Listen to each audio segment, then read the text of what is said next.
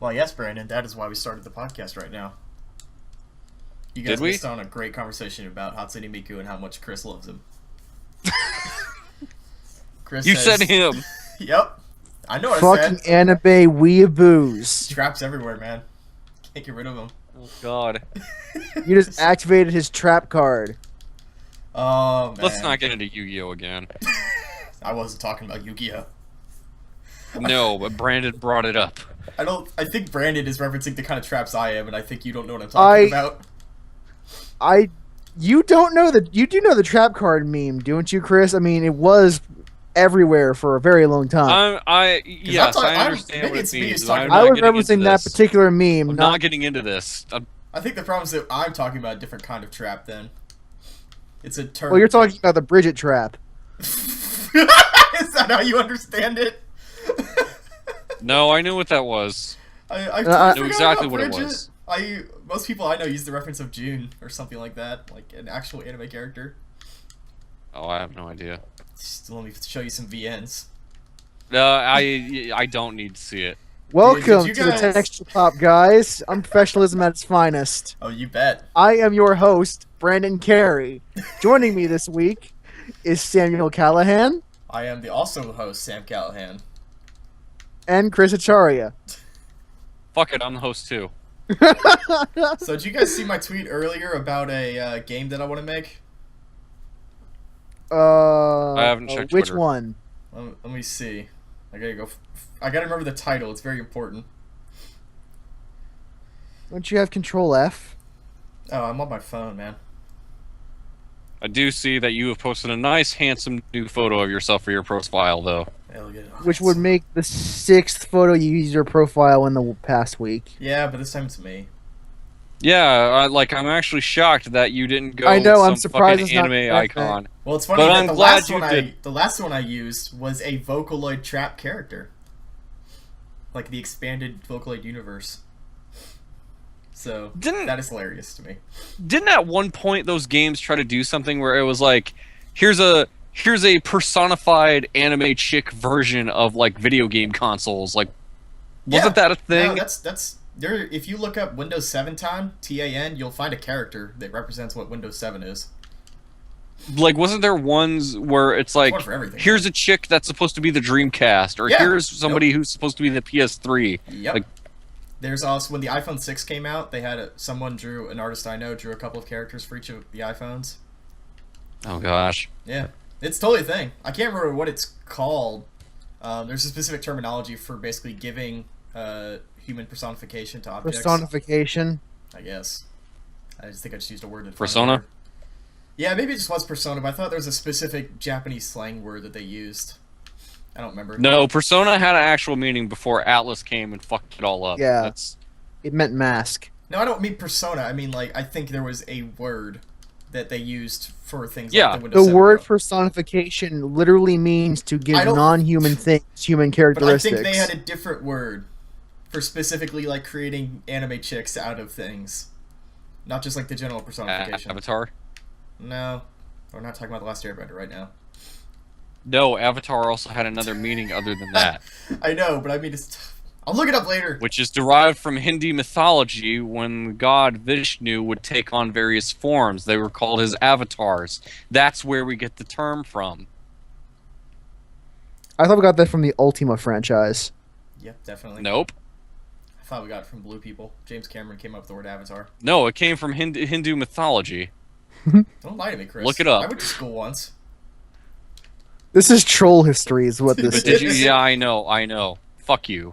I'm gonna find out that word, and then someone's gonna be like, "No, dumbass, it's this word." But like, oh, of So, course. should Oh yeah, that tweet I was saying. So here's my idea for a game. I tweeted to a friend of mine who knows how to make stuff. I said we need to make a game called Dai Kimakura. It's a VN about a killer body pillow, possible error game. It comes from That full sounds story, more- bro? Dai Kimura. I don't. It means body I don't pillow. really.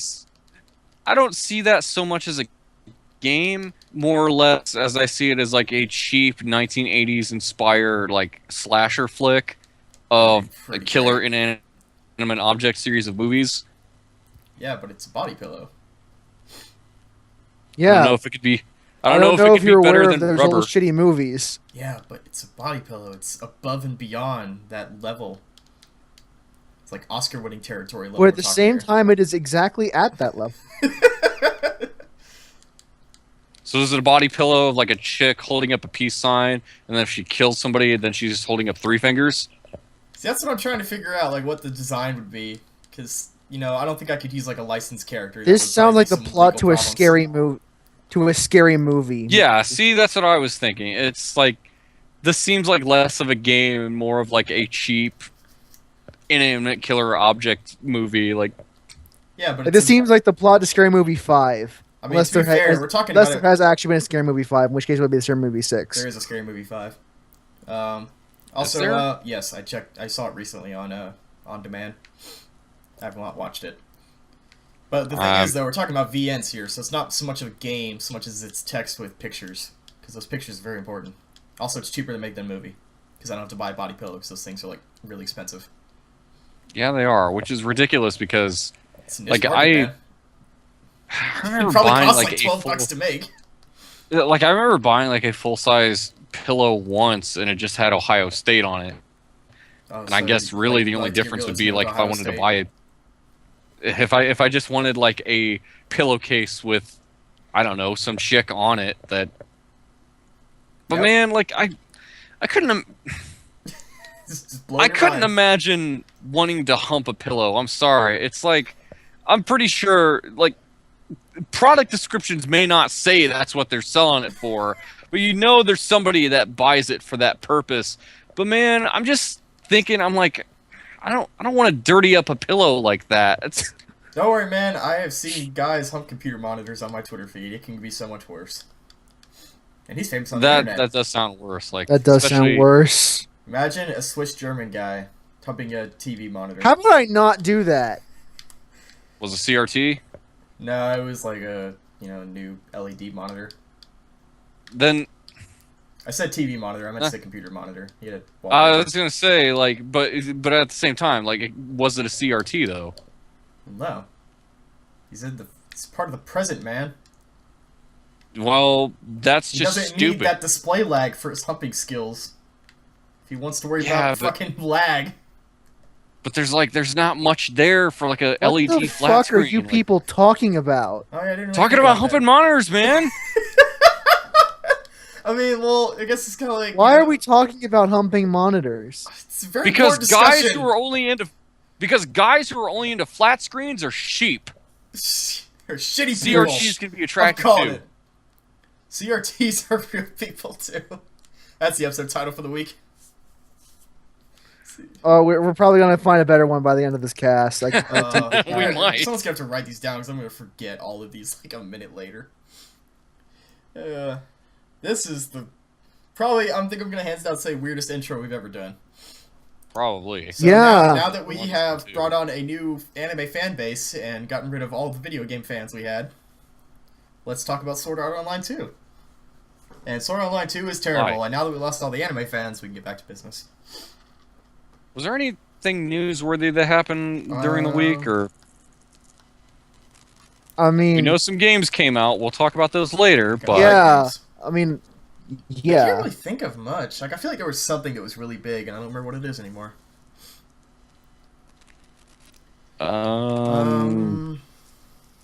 Brandon, do you remember news? I mean, a couple games came out, but I'm gonna talk about them in my turn, so I don't want to talk about them now. I can check. World of Warcraft had an expansion release, and it was queue times were bad enough to show that there's a good amount of people who still give a shit about World of Warcraft.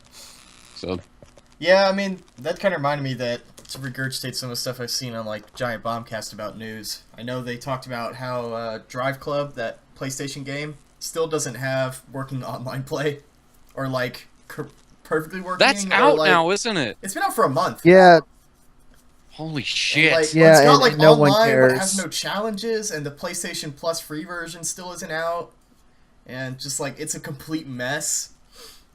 And it's like, who cares about God. Drive Club anymore? Like, you had basically 1 week to get everybody's attention, and now it's just like, oh, that's so fucking sad. It's Yeah, kind that's- of terrifying.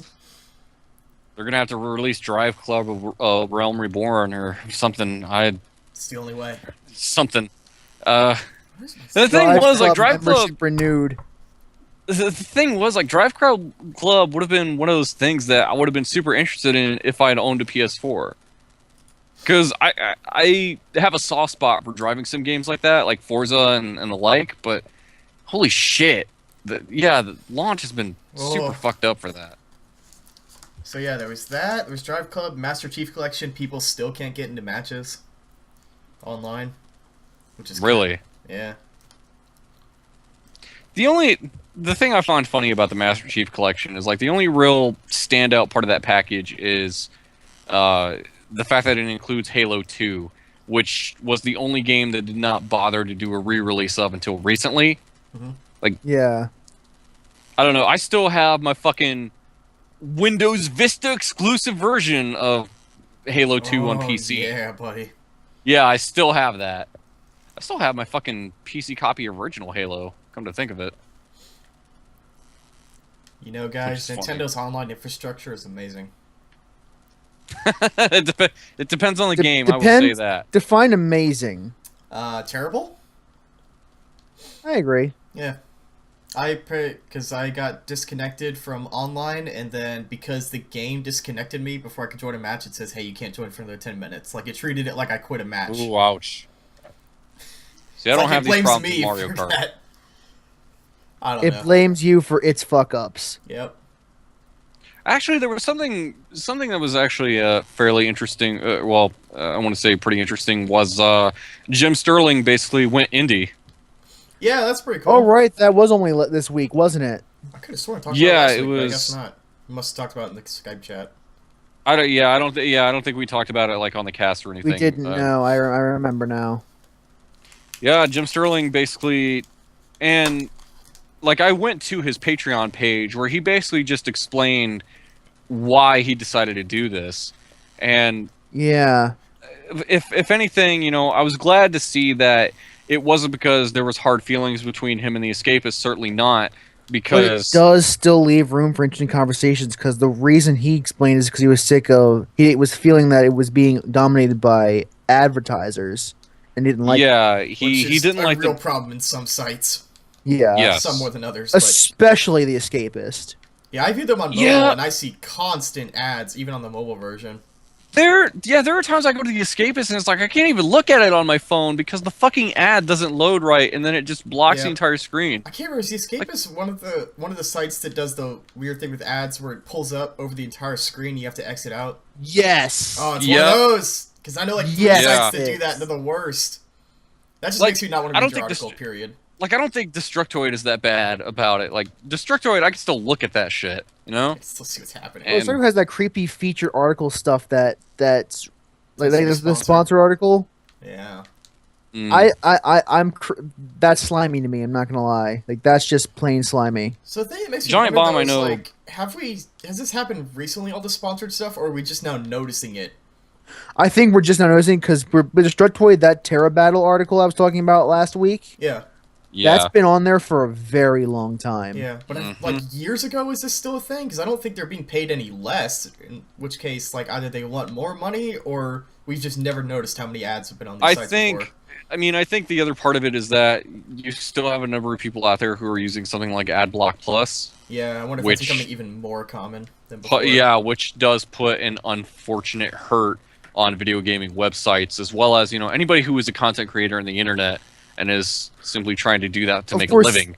For one would argue that's what's kind of why Patreon exists now, is because it kind of helps you Yeah, it's the answer to ads. circumvent the whole ad necessity Yes. for game ads. Period. It's like, if you want to see these people get paid, but you don't want to see a commercial, then put up or shut up so that you can, you know, support what these people do. Like, I mean, and Jim Sterling is an example where he kind of has the celebrity. We'll put that in quotes. Yeah. status to be able to convince that many people to patronize him like that. Yes. And because And- of that status, he gets $7,000 a month Last just I to checked, it keep was doing up what to he's 10. doing, beholden only by his fans. Oh, last I checked. Last time I checked was a while back. It was only at 7,500. Oh, it was So, like, unless it went down, it was up to like 10K last I checked. I believe you. You're probably right. So I think 6 Well, I was think his goal. So Might have been. he had like just one goal that was just living wages.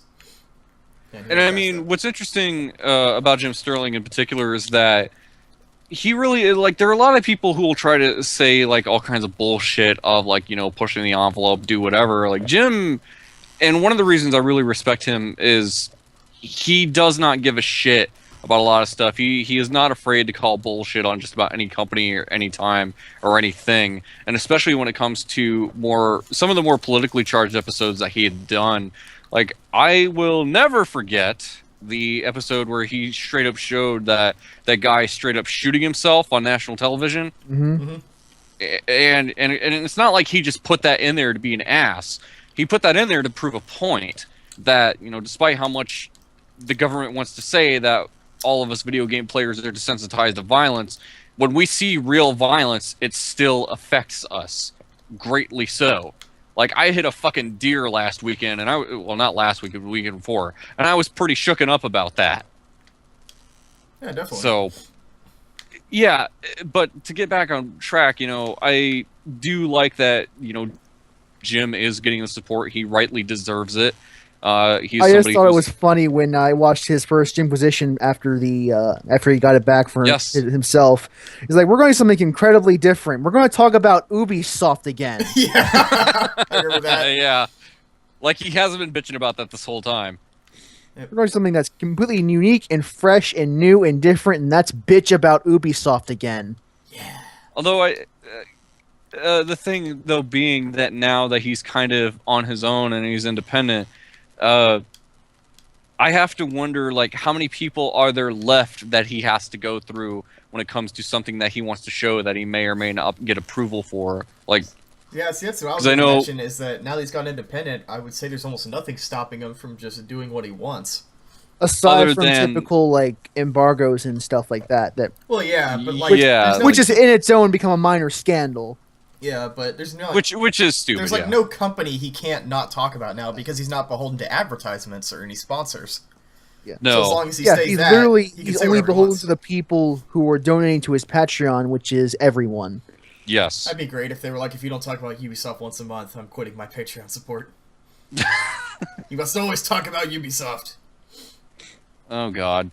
I don't know if it's that bad. That just kind of happens naturally. Yeah, Ubisoft just naturally, as a company, moves in such a way that they're easy to talk about. It's not his fault they are that stupid. It's...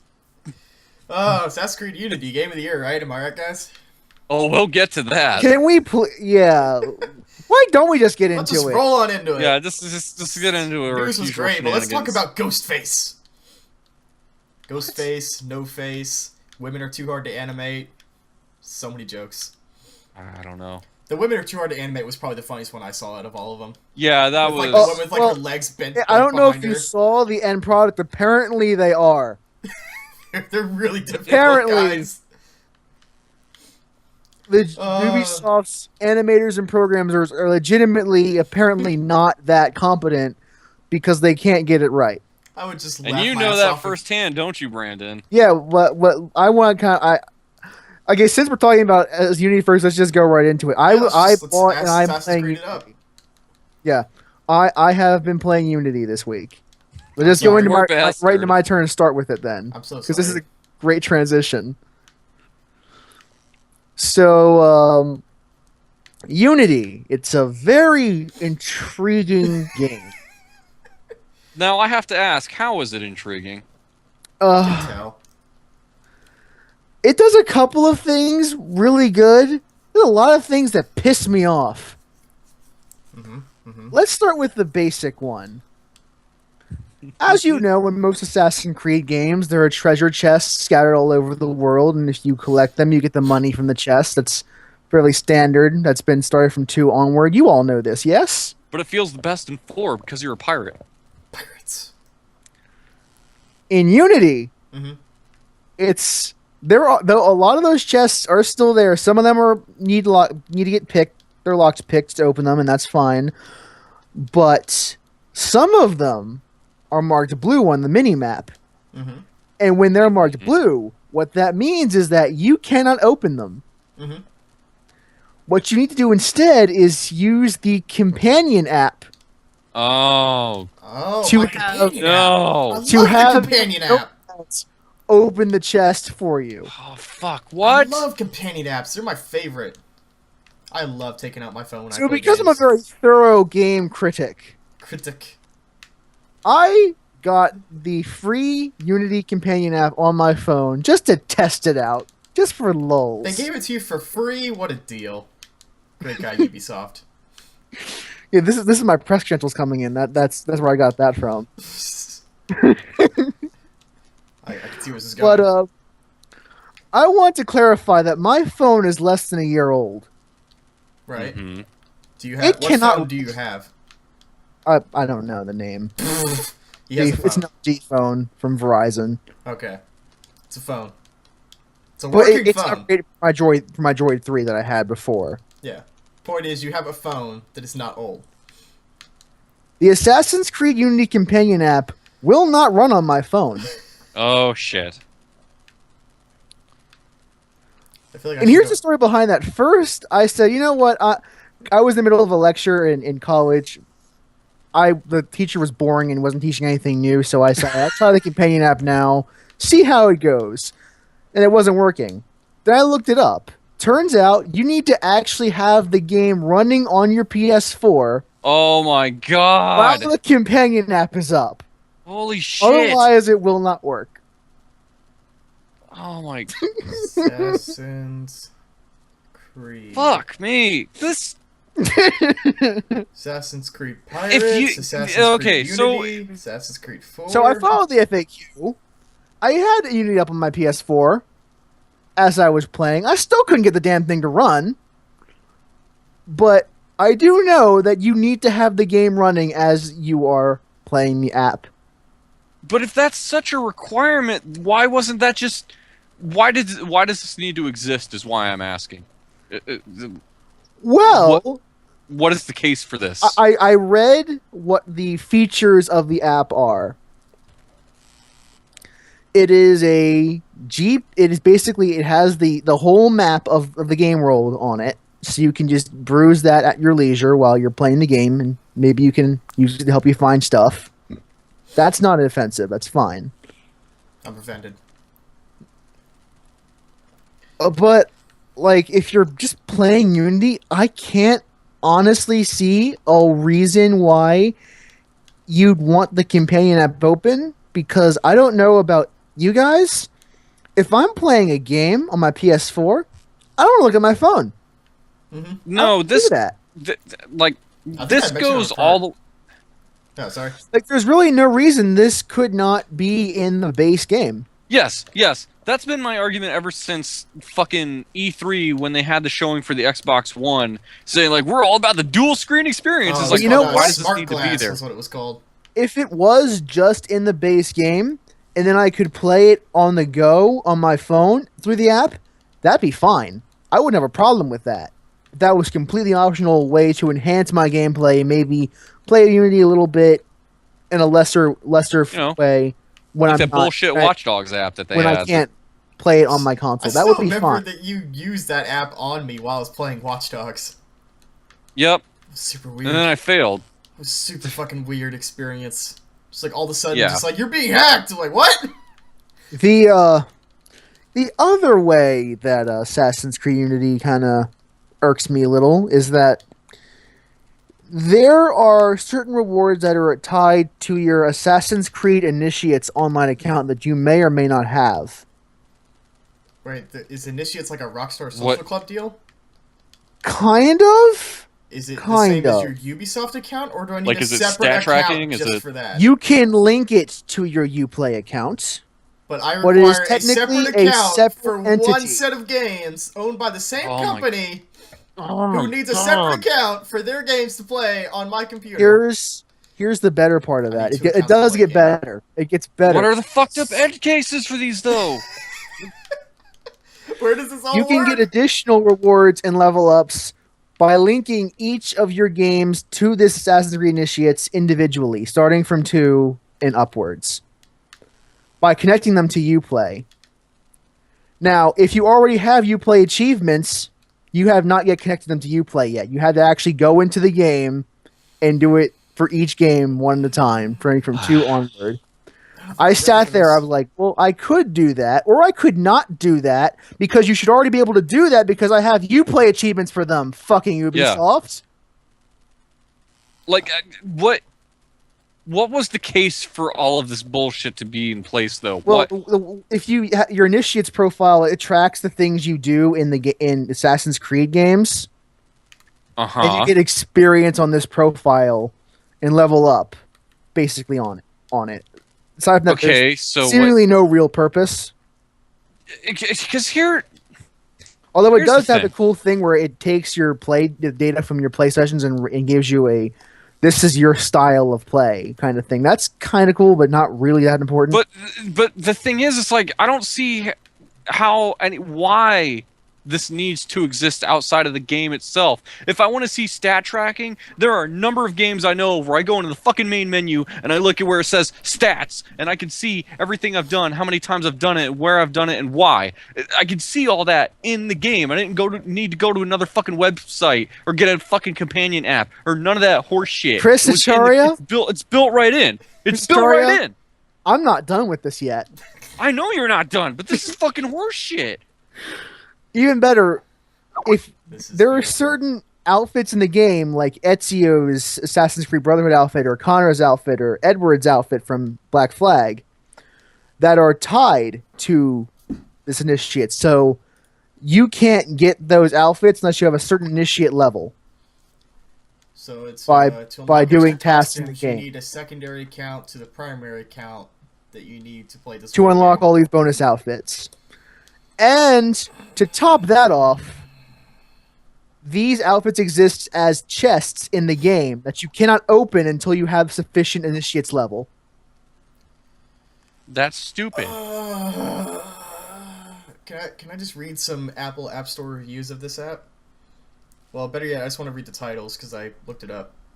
It's got 2 out of 5 stars, 257 reviews. Because it doesn't fucking work. I've already read those reviews. Needs fixing, otherwise a great app, 3 stars. Not a companion, 2 stars. Almost a great app, 3 stars. Woke up and lost all progress, ... 1 star. Bug report, 3 stars. Works, needs updates, but fun, 5 stars. Should I read the 5-star app? Should I read the 5-star review? Yes, please do. Please. So cool! Just having the map on your phone and it's live showing missions you have done and need to do. This is very cool. Look through weapons and unlock other special and secret missions. I don't see why people are rating a 1-star. Wait, I don't see why people are rating a 1-star. Don't see the potential this will have with even more updates and soon. All capital. Very cool app. It's free and fun. I'll see Mr. Apostrophe on the it's there. Also the A is capitalized. Huge map all capitalized. Sitting on your couch, you can have open anytime. Anytime all capitalized. Great guys, anytime thank you. You're playing Unity, you mean? Great guys, thank you. Yeah, that's episode title right there. I do wish Uplay would add better content, space, period. Almost good, 2 stars. Broken and flawed, 1 star. New update helps, 4 stars. Lost all progress, ... second time, 1 star. Won't sync ever, 1 star. I'm starting to see a trend here. And then in the middle, 5 stars! I think the trend is that 2, the app is shit. 3, 1, 2... This is great. I want to find another 5-star review. What is it like? Think about all those 5 and 3-star reviews. The average is 2, which means there's a lot of things bringing that average down. Oh, I gotta see this. A role model for what companion apps should be. 5 stars. God. Great yes! Yes, it's a role model for what future apps should not be. Great app. I love all capitalized, how it syncs with the game. And even allows you to use a map that is compatible with what is currently playing on your console. Great job, Ubisoft. You never cease to live up to my... Episode 17. I'm glad I can eat Ubisoft's horse shit. Could this sentence just be like in a gold plaque that I can hang on my wall? Great job, Ubisoft. You never cease to live up to my high expectations. Wow. Wow. Edit. A new update fixed all my problems I had. Thanks, Ubi-bros. Oh, God. Episode 17, Ubi-bros. Yep. And then the review right below that, 1 star. Are you kidding me? Really, Ubisoft? Unreliable and a complete waste. Better since the update. POS, Oh, great potential shit. but crap. So much potential but a glitchy mess, waste of time, embarrassing Now mess. that we've discussed the faulty bullshit that surrounds Unity, you might want to take a time to discuss the game itself. Oh, but these reviews are beautiful. I want to keep finding more. Yeah, I know, but we have a finite let's get time back limit. to I this know, stuff. I Fuck know. that. And my turn doesn't last very long. You keep going. I'm gonna find. I'm going to another take that as you taking up your turn time, Samuel. one. All right. I just saw the next 5-star review. It wasn't that good, so I'm done with that. It was no Ubisoft to live up to my high expectations. As of Jesus. the base game, it's not bad. The actual game itself is not bad if you ignore all the frivolous companion app initiates bullshit. So, is it Mhm. boring though, or is it still entertaining in the way Assassin's Creed has been since 2? I thought the assassination missions were the best assassination missions in the entire franchise. God damn, that's high stakes Aside from one. and it's the first one. Yeah. Oh wait, it is. Yeah. Oh, First one had the best I was assassination joking. missions in the game. So I would say that'd be terrible if it was the first one because that gives people a The bad impression of the assassination game. missions in the first game were the best in the entire game, in the entire franchise. I will stand behind that statement. In the first one, yeah, definitely. Oh wow. It's just the missions that's got up to that sucked. Yeah. I would describe the assassination missions as kind of, and I mean this in the best way possible, Hitman Light. Ooh. Because the Like way crowd it works is that mechanics and blending in and stuff like that. because the way it works is that you are told to assassinate this one guy, and you know he's going to be in this particular building. It could be a fairly large building, but you know he's going to be in that building somewhere. And aside from that, you're kind of told to just have at it, figure out your own way to getting to him. Hmm. Which honestly I like. And like they'll give you a couple hints, like you'll see you have an opportunity. They'll highlight two particular opportunities for you that are like little mini side quests you can complete to make the mission easier, but they're not required to beat the mission at all. Hmm. As an example, there's one late game assassination that takes place in a town square, and you're trying to kill the executioner who's killing off all the prisoners who have been wrongfully accused. Kind of a typical Assassin's Creed assassination setup. But if you want, you can just charge in there and stab him in the throat and then run away and you'll be fine. But if you want to have a little fun, what you can do is you can notice that there's a cage of prisoners there. You can steal the warden's key and just blend yourself into the crowd of prisoners. And as they're going up one by one to the stands, you can take your turn and just stab him before he gets a chance to actually do anything. So so the actual assassinations are pretty well designed. I'll give Ubisoft credit for that. And they've also finally decided that tailing missions are probably not worth it because no one liked them in any of the Assassin's Creed games, as far as I'm aware. No one liked the eavesdropping missions. Just stand in a certain radius and then hear conversations really well. Yeah, so they've stopped doing that for very good reason. Generally, a segment will have Arno figuring out intel on a target, and then Arno killing the target in the assassination mission. Which again, they are very well designed missions. They're typically about a half hour long. Like the assassination mission, that's typical time I take on them. Okay. Because there's a lot you can do in those missions, and I like them a lot. But the game itself, it does take a lot of cues from AC2 in other respects. Like, it felt very reminiscent of Assassin's Creed 2. So if you're familiar with that game, you'll probably find yourself pretty equipped to handle Unity. Another thing I thought about is that the combat is actually pretty tough in this game. Surprisingly enough, because Assassin's Creed is known for kind of I know that's one thing. you mow down thousands of mooks. Yeah, because I know that it was one thing that I had heard about this as opposed to other ones is that, because Assassin's Creed combat had boiled down to counter, stab. That was it, Yeah. Wasn't really anything else to it.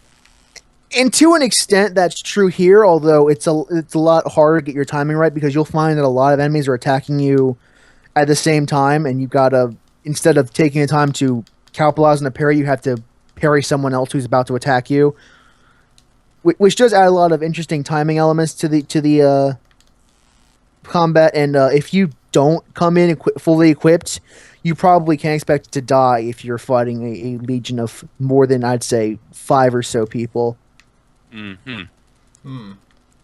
I went through medicines really quickly in my missions. I found like if I wasn't sneaking around, and I was actually in combat against a lot of people, I was using up a lot of medicine because they return to the old medicine mechanics in this game where you can't just heal over time. You have to use a healing item, Funny, like 'cause Assassin's Creed 2.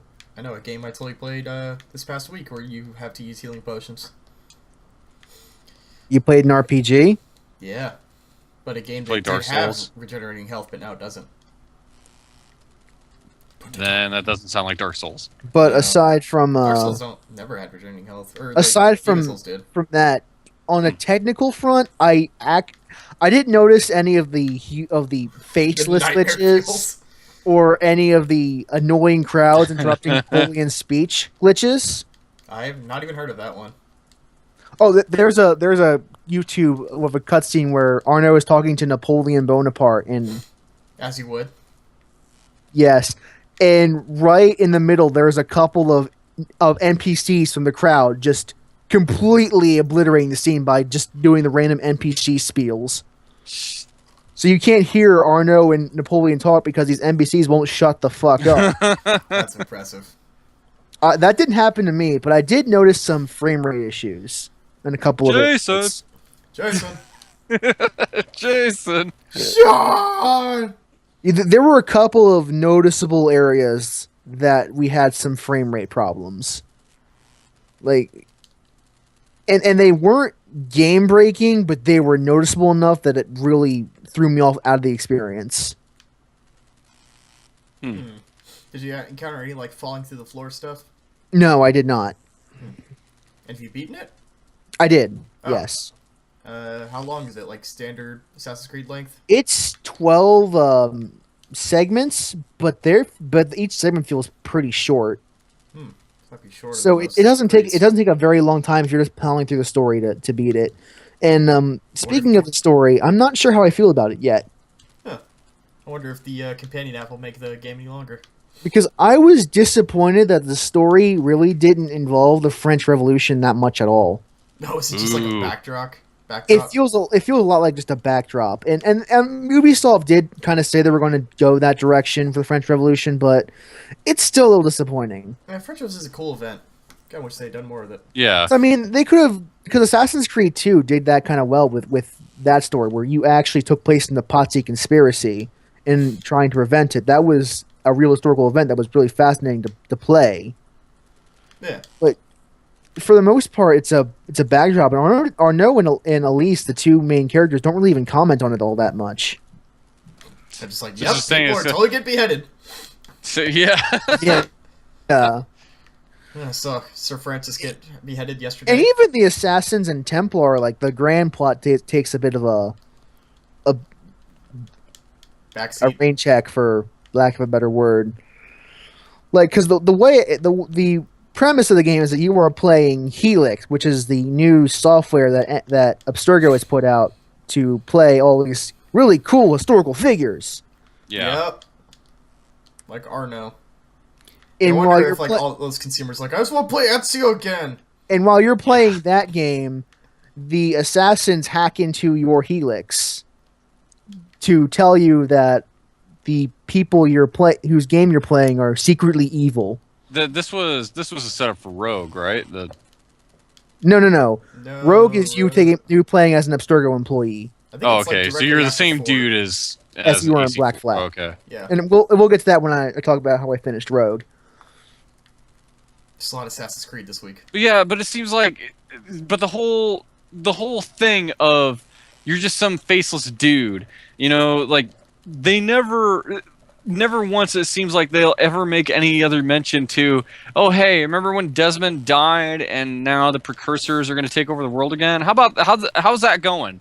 Like, Well, the premise of the game is that Abstergo is using Helix to get people to sift through memories to look for key people called sages who have precursor race DNA. oh god. Maybe it's So- better they should have abandoned that plot thread. Yeah. So theoretically, if they can get enough strands of precursor DNA, they can sequence that genome and unlock all the memories from well beyond human history. So is there any chance we're ever going to play as Assassin's Creed in modern day? No. No. Well, I can already tell you that's not happening. Like, you imagine that Ubisoft in their head is like, well, that'll be the final game or two, will be in modern day, and it's like, no, you're going to accidentally bankrupt this entire franchise before you get to the end of the story. Yeah, because I still remember reading an article some time ago where Ubisoft basically came out and said that doing a modern day Assassin's Creed just is not possible. And Yeah, I remember reading that, and I remember thinking of bullshit at the time. yeah, because you couldn't help but feel like they were propping Desmond up like he's going to be the hero To be in the a modern savior. day setting. Yeah, but I think somewhere down the line, somewhere, whether it was Ubisoft or the development team, just kind of said, doing a modern day setting with this engine is totally not going to work. And they were probably like, well, fuck, how do we write the story now? What do we do? It's like, well, let's just kill Desmond and then we'll just put some faceless dudes in. I don't know. Like, I can't help but feel like that might have been the case. I almost wonder if they had figured that if they did do that, it would feel like a grand finale, and they didn't want to let go of this franchise. Yeah, possibly. Because it made because it them is a so cash much money. cow. Yep. Yeah, I think And- it's just we didn't want it to stop. Yeah, because the whole thing of can't do it in modern day, I also call bullshit on that. And I'll admit, with the engine that they have now and the way it works, yes, it's going to feel extremely limited if you try to do it in modern day setting. But if you maybe, I don't know, came up with a new engine or improved upon this one Or somehow, if you just design the story in a smart enough way, you can Yes. avoid that problem altogether. but fuck if we're going to get to that. So, After all, I don't know if you're aware of this, but guns are loud, and you might want to draw attention to yourself. pretty much. Let me take you this blade that I got in my wrist. Alright. Or, you know, if you were in a modern day setting, you put a fucking silencer on it. You Silencer blade. I put a silencer on my blade, guys. It's the coolest thing.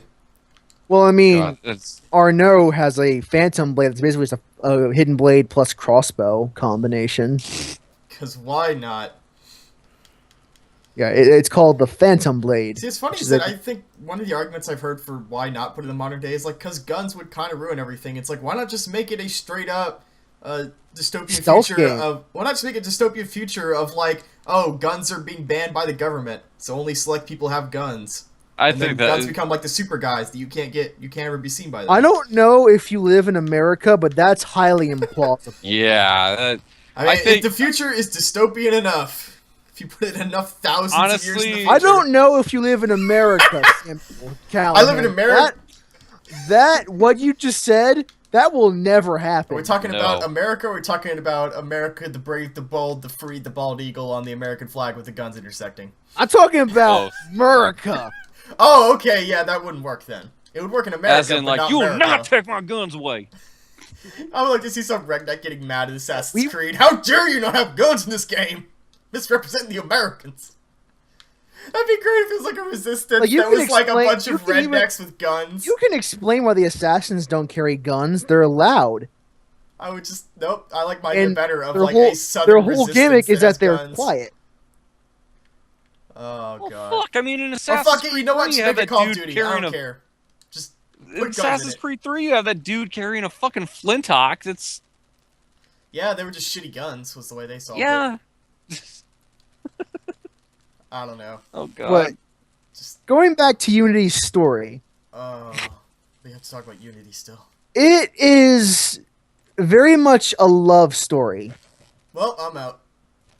It is a love story between the assassin Arnaud and his Templar girlfriend Elise. What? Yeah, I've heard about that. Yeah, these two have been friends since childhood, and they've become romantic over the years. And it's only after the fact they realize that they're on different sides of the conflict. So the way it works is that the assassins and the Templars, because of their respective leaders, have had a truce in Paris for about 20 years now. Ever since Arnaud was a little kid, the Templars and the assassins in Paris have had basically a ceasefire because they were sick of fighting each other. Right. Because after a while, I think you got to realize it's like, we've been doing this for a while. Let's just fucking grow And they were up. kind of hoping that they might be able to get some peace going on in between the two factions over time. Mm-hmm. But obviously, that's not happening.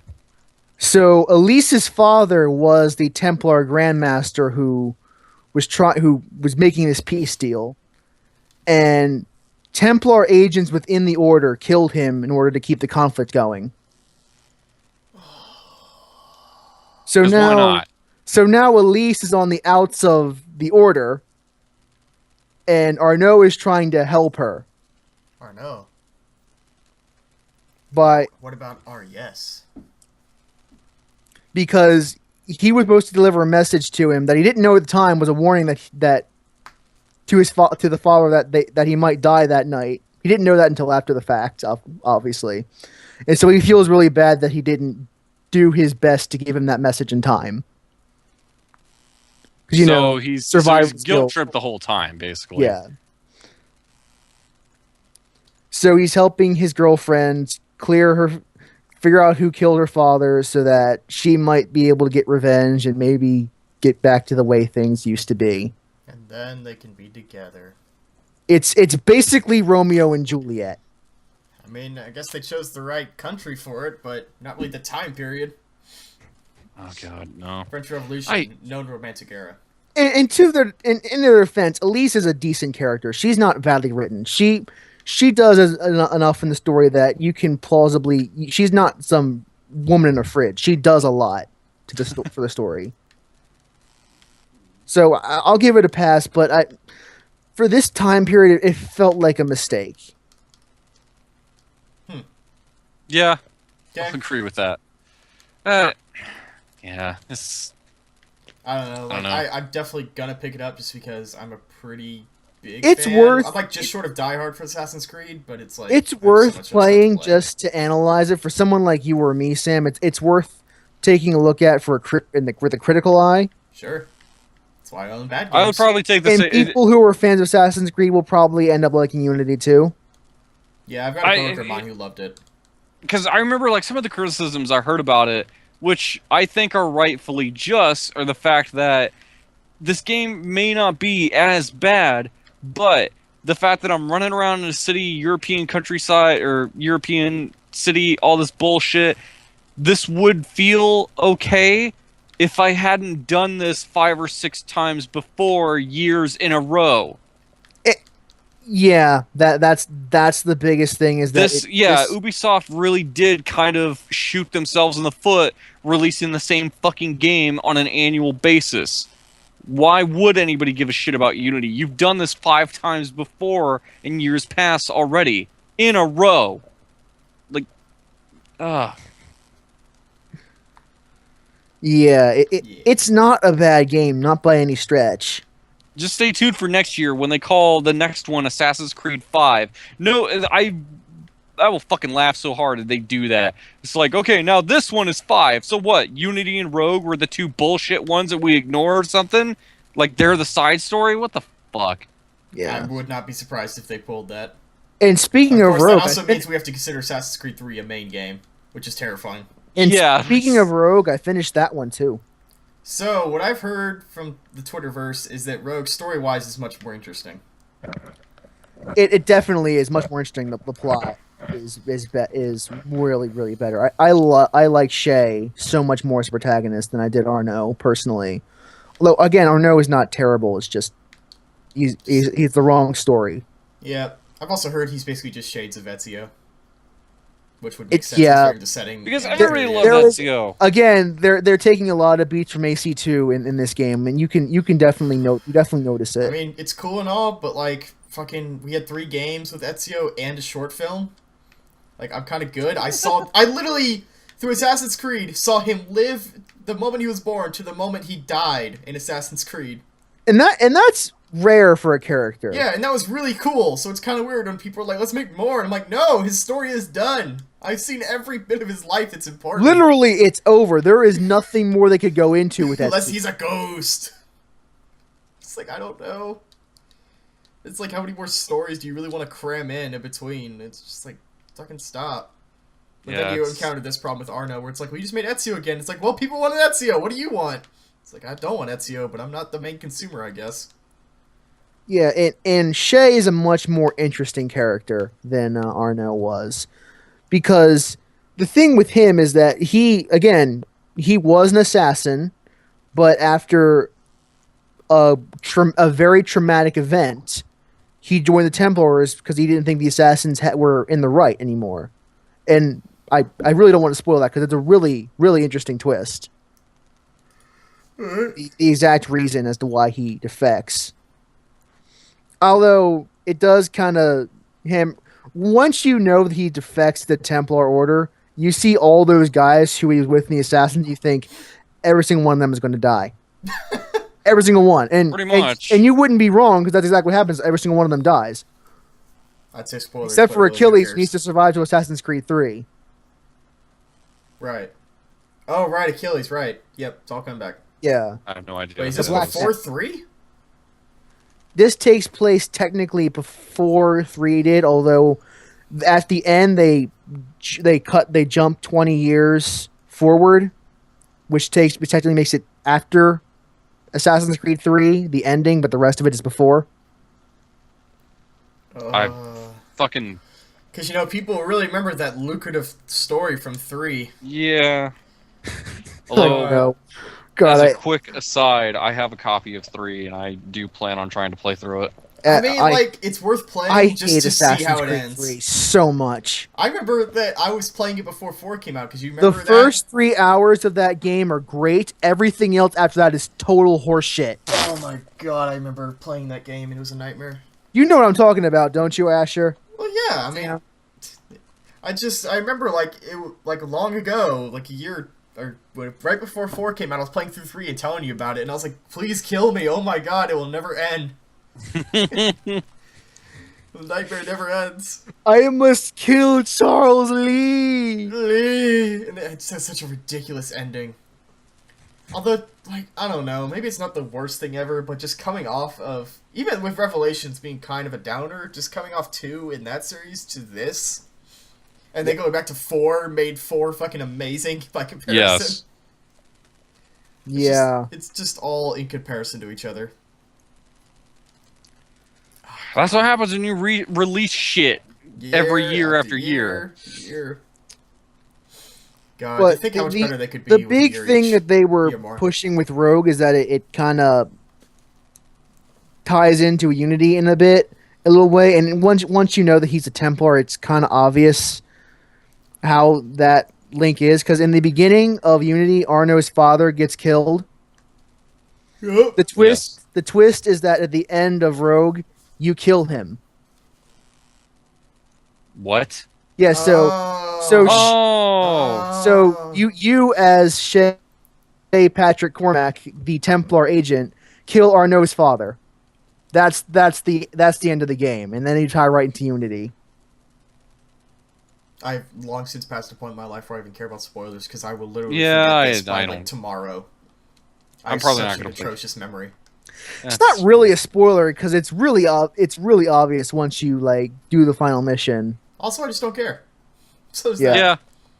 It's like, it's whatever. Assassin's Creed story. It's fine. It's serviceable, but it's not like, oh, it's the lore of Assassin's Creed. It's so beautiful.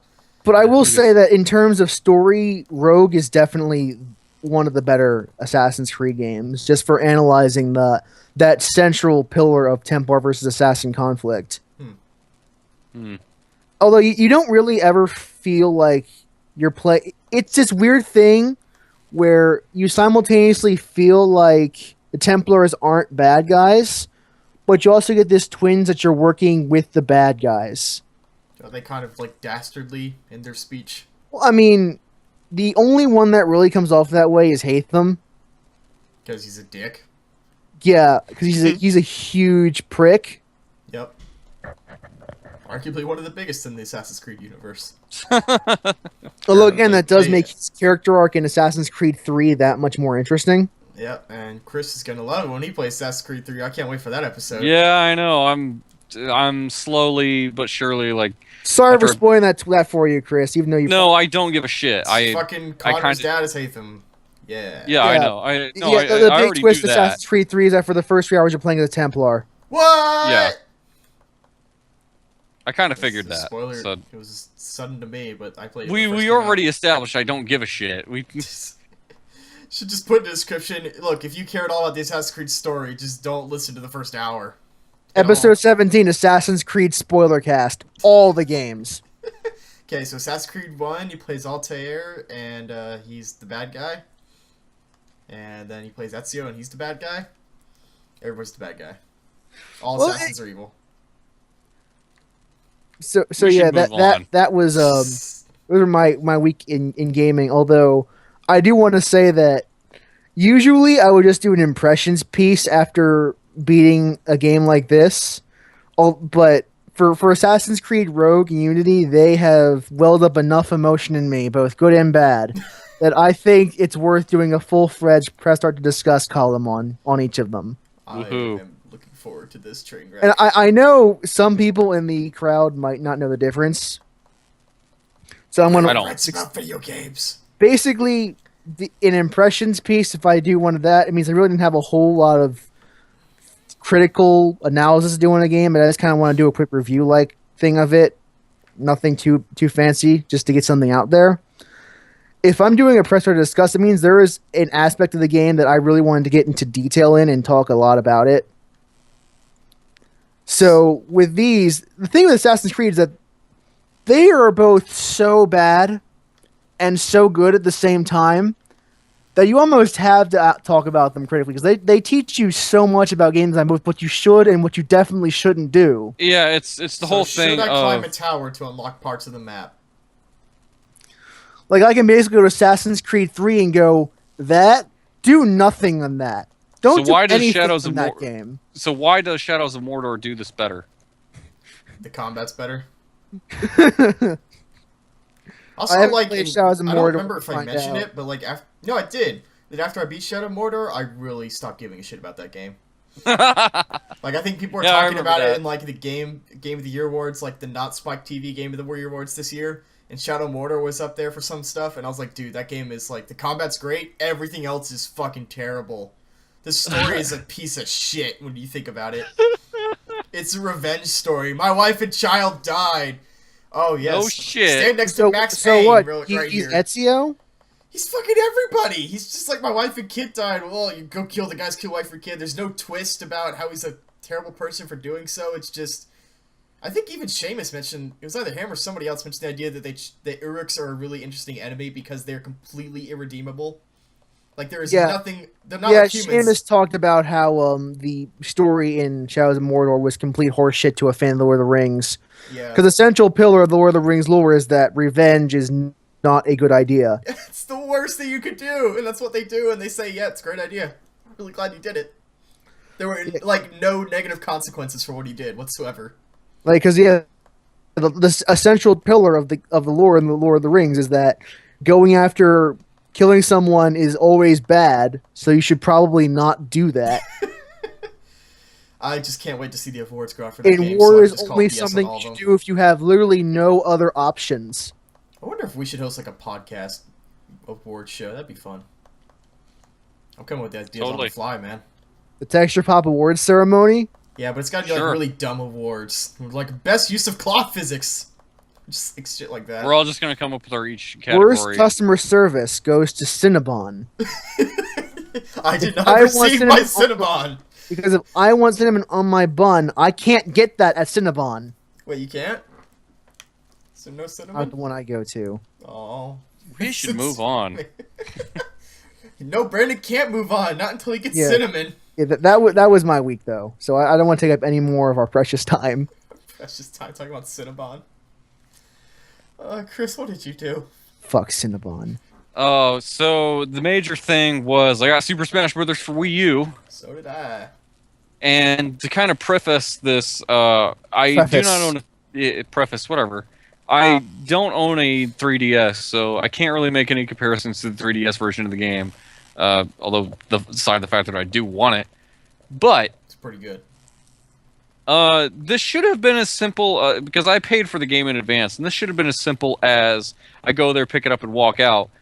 Unfortunately, the temptation of amiibo figures kind of had me, and Yep. If you don't know, Chris also buys Disney Infinity figures, and he's not figure on a collector of regular sorts. basis. This is not on a regular basis. But he's the I'm wrong not kind out. of figure collector. He doesn't collect. No. The new He goes Hatsune out every Miku week to figure. see, ooh, who's the new Disney Infinity figures? Let's get some. Whereas No, I fuck go on the you. internet and go like, oh, it's the new Hatsune Miku figure. Already It's got David explained Letterman this. on the side. I had to get Baymax after seeing that movie. It was very important. Yes. It's critical. It's very. But I went to my local GameStop. Now, I also want to mention there was an article Chris Carter did on Destructoid where he was basically talking about he wanted to see what the availability was like for some of these amiibo figures. And for those of you who don't know, these are basically Nintendo. They're not exactly Nintendo's answer to Skylander / Disney Infinity. But in 'cause that's many not, ways, they are. Well, I say as they far as aren't physical simply. collectathon, but nothing else is really related. Yeah, because it's not like these are required to play the game. They are just these extra little pieces of plastic that Nintendo was selling. So like, oh hey, you can also have there's some in-game functionality for some of these, but it's not required. You know, it's not like you won't get the most out of Smash Brothers if you don't have these. If you don't have any of these, you could still get the most out of the game. It's not a big deal. But Chris Carter, he did this thing where he was just looking to see what the availability of some of these figures were. Apparently, Marth is super rare, and he Check found a Marth. hard. Apparently, like yeah, he had a hard time finding any, and I guess scalpers have already been trying to like go to stores and pick them all up as soon as they can, so they can sell them I for love the twice, free if market. not 3 times as much on I fucking love the eBay. free Marthet. Yep, the free Martha is the best. Oh man, and when I went to my GameStop, they didn't have one, and I had asked the dude, I was like, "Have you had any Marth figures in?" And he said, "No, we had one, and it was only for the guy who pre-ordered him. That was it." And the One thing guy is, was like, yes, now I can sell it for $300. well, like it wasn't like we knew what figures were going to be rare and what weren't. Apparently, it seems like Nintendo kind of hasn't been shipping a whole lot of the Marth figures because any other figure I've seen, I've had no trouble finding. Like the ones that are out right now, like Kirby and Mario and all these other ones. When I went and got my copy of Smash, I picked up a Samus figure and a Star Fox figure because I had to get Star Fox. It was You necessary. had to get Star Fox. And completely earlier necessary. this Sunday, you know, which was like a few days later, I had stopped at another store just to see what their availability was. And to my surprise, they had 2 Marth figures right there. And I was like, well, I'm taking one of these home along with Link. So now I own 4 of these damn things. And the thing was, the Marth figure that when I got him, he had like an inventory sticker on him that for whatever purposes the store uses of like tracking these things. But he had one of those on there. Man. Yeah, and it basically showed like how many of them were on their shipment. And I looked on there and it just says 2 of 2. So the 2 that I saw on the shelf were the only 2 in that entire store of the Marth figure. I wonder That if is it was just based on like stupid. popularity or something. Like they just I- figured Martha would be popular. I don't know. Fucking Nintendo just has no faith in Fire Emblem over here, despite the fact that Fire Emblem on 3DS is like one of the best-selling games here right now. Like People really like Fire Emblem. Fire Emblem's fucking great. Well, I'm sure it's not the best-selling 3DS game right now, but when that dropped, yeah, it was. People were When hyped that for drop, people drop their pants. it. Yep. Already. But yeah, so I've got 4 of these fucking figures, and I started playing around with them. And for those who are wondering what exactly these figures are for as far as Smash Brothers is concerned, is that it is essentially an AI character that you are training, and it's like because they gain experience and they level up. But all that really does, it's not like it's going to improve like stats. It's improving how much the AI knows.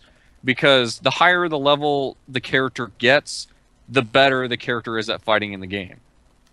So, as I said, you're training an AI. So when it gets all the way up to level 50, it's going to kick your ass.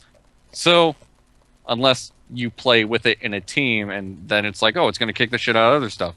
No joke, something I did as kind of a way of experimentation was the Samus and Fox figures. So I got them up to level 50. This does not take long.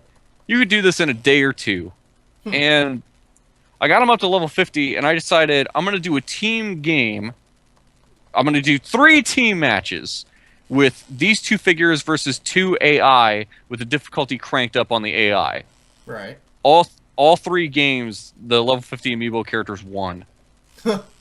Now, granted, the only things I really changed was like the first 2 games were based on time because I'd been playing 2-minute Smash matches with items on and just for the sake of, because there are all kinds of unlockable characters in Smash, and some of the requirements are like, beat this in the hardest difficulty. It's like, yeah, fuck that. I'm just going to do the alternate method, which is play this many Smash matches, and then you can unlock the character, which I am glad that they do that. Yeah, I'm very glad they do that. Yeah. Yeah.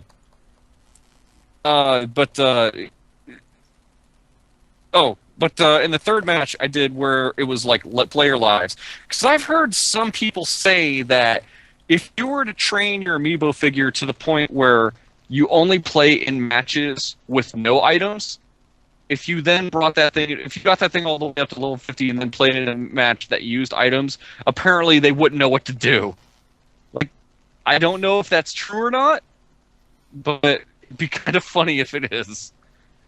I mean, it could be possible if they learn based on what you do in the game. And if you haven't done anything with items, then they wouldn't know what to do because they just don't see you use items. Yeah, that's what I was wondering myself, is if it actually is a binary leveling up where it just gets better per level, or if it actually recognizes your playstyle and tries to learn from you. According to like how they advertise these things, is that they are supposed to learn. So that's what I've been getting from them. But I mean, I obviously have not experimented that much with them to know. But the fact was, when I had these things go up against the AI on the hardest difficulty setting in 3 matches in a row, they always won. So, which I thought was kind of uncanny. So, it's a little bit terrifying. It kind of is, because the AI gets. If you crank that AI all the way up in a Smash Brothers game, it will rip the shit out of you. That's no joke. But I've been playing around with it. I unlocked all the characters. It did not take me that long, especially when you play like 1 to 2 minute Smash matches, and it's like, oh, you played 100 matches already. Great. And the thing that only seemed difficult was unlocking some of the stages, because then you have to go into like some of the special mission modes that task you with bullshit missions, like, oh, you're playing as Pikachu and you got to fight 3 other giant Pikachus. Fuck. And Chris yeah, doesn't like Pikachu, apparently.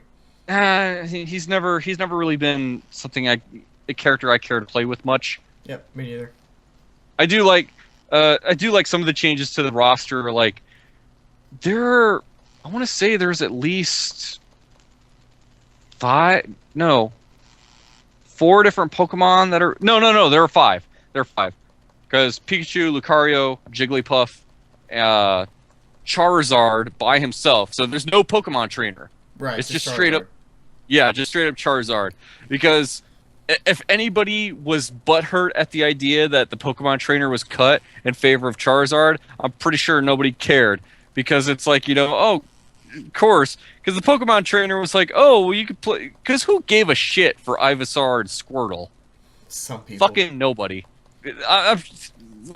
I'm pretty sure they weren't in the majority, so fuck them. It's like here's Ivysaur, Squirtle, and Charizard, the most popular and baddest one. That's like saying to me, like, oh, well, here, you can play a team game with the Flash, Aquaman, and Superman. I'd be like, fuck that. I'm just gonna play as Superman. That's why the hell do I need those other 2 losers? Clearly, he would play as Aquaman. I don't know what he's talking about. You can talk to animals. Although I will that's say, the girl from the Wild Thornberries.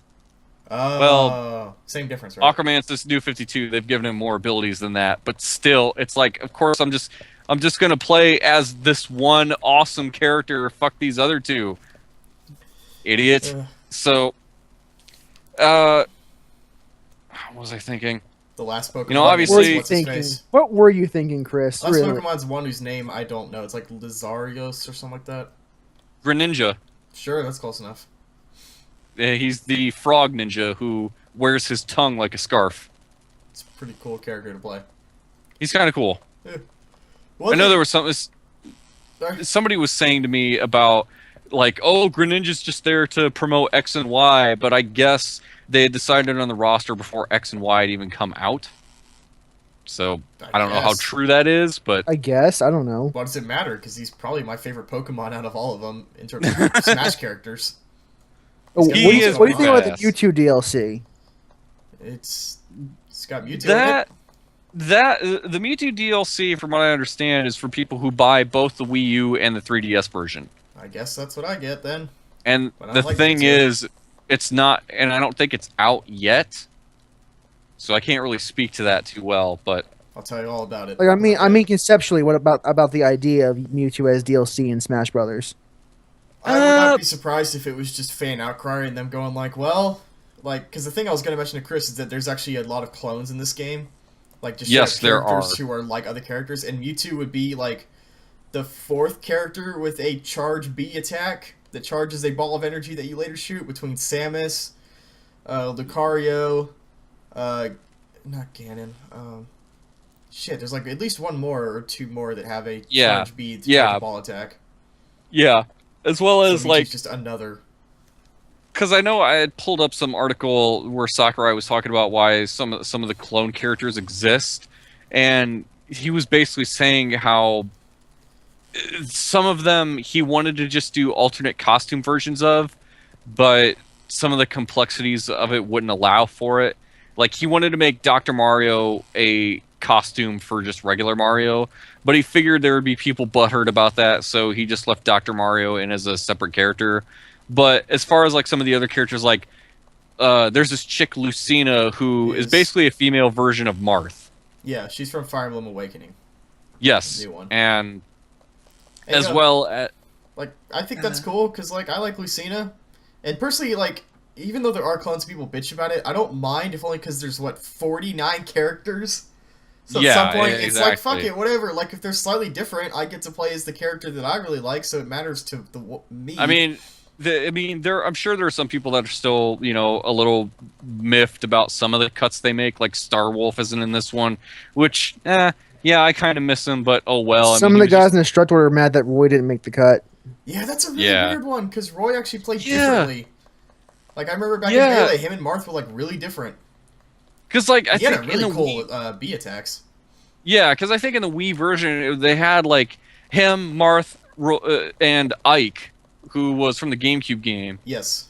And they have And- Ike, and they have Marth, and now they have Yeah, Ike Ike is totally back in this.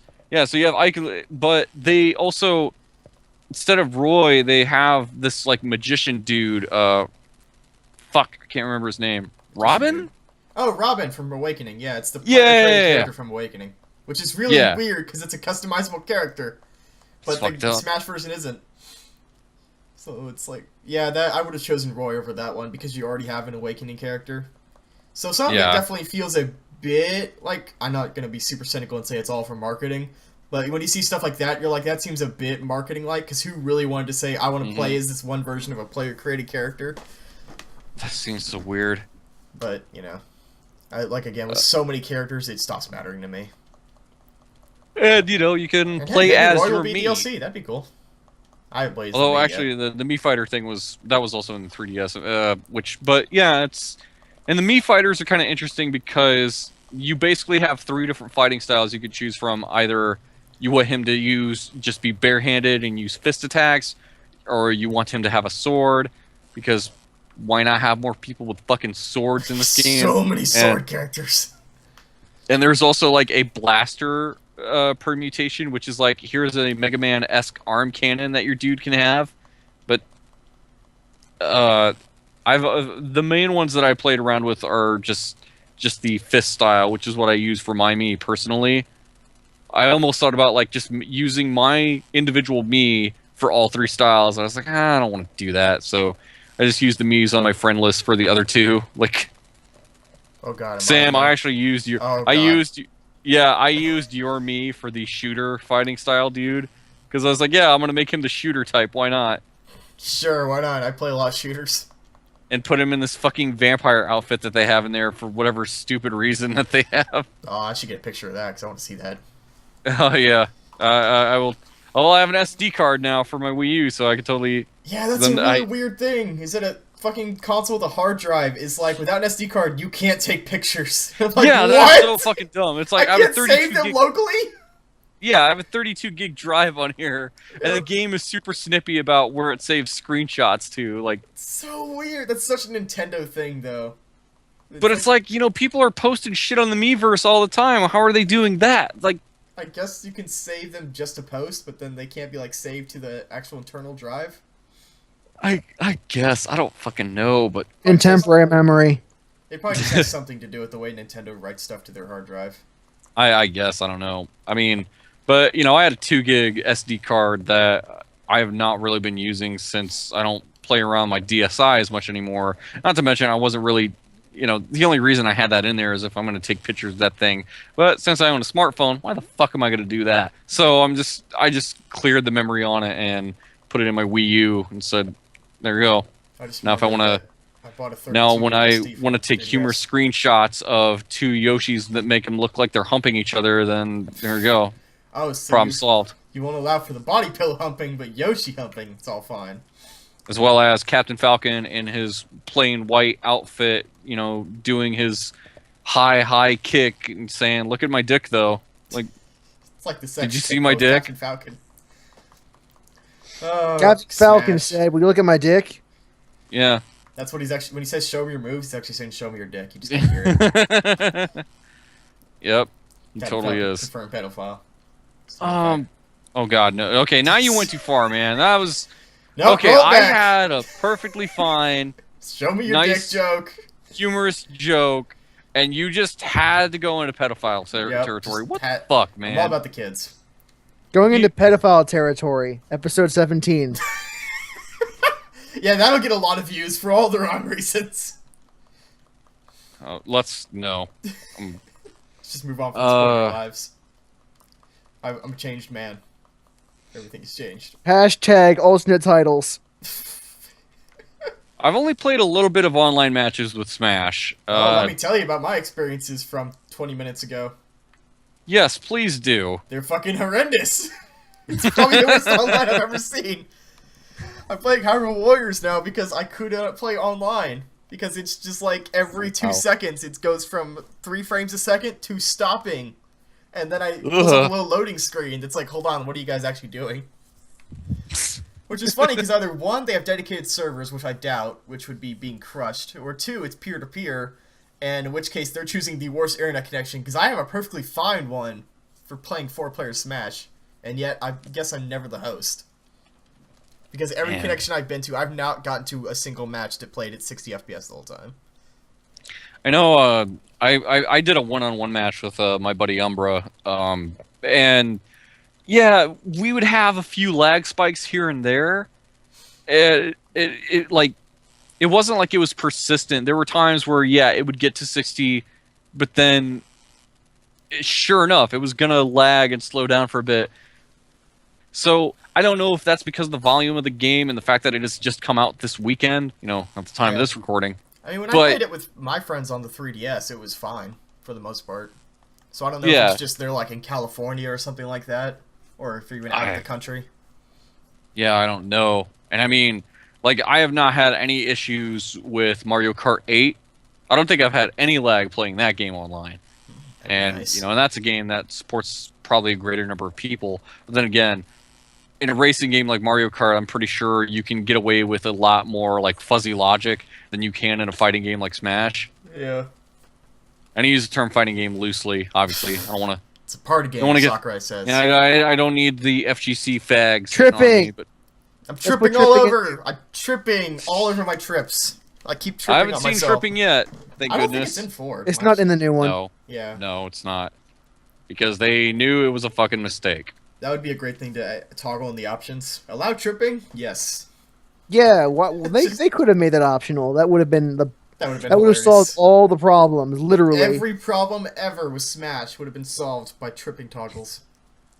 I know they do a thing where, like, when you select a stage, you can select an Omega version of the stage, Yeah. which is basically any stage gets turned into Final Destination. Yep. It's the most hilarious thing ever. Because it's like, Yeah, you 'cause want it's- Final Destination, but you want it to look a little different. You can have Final Yeah, Destination. because tournament play. That's preserved. There you go.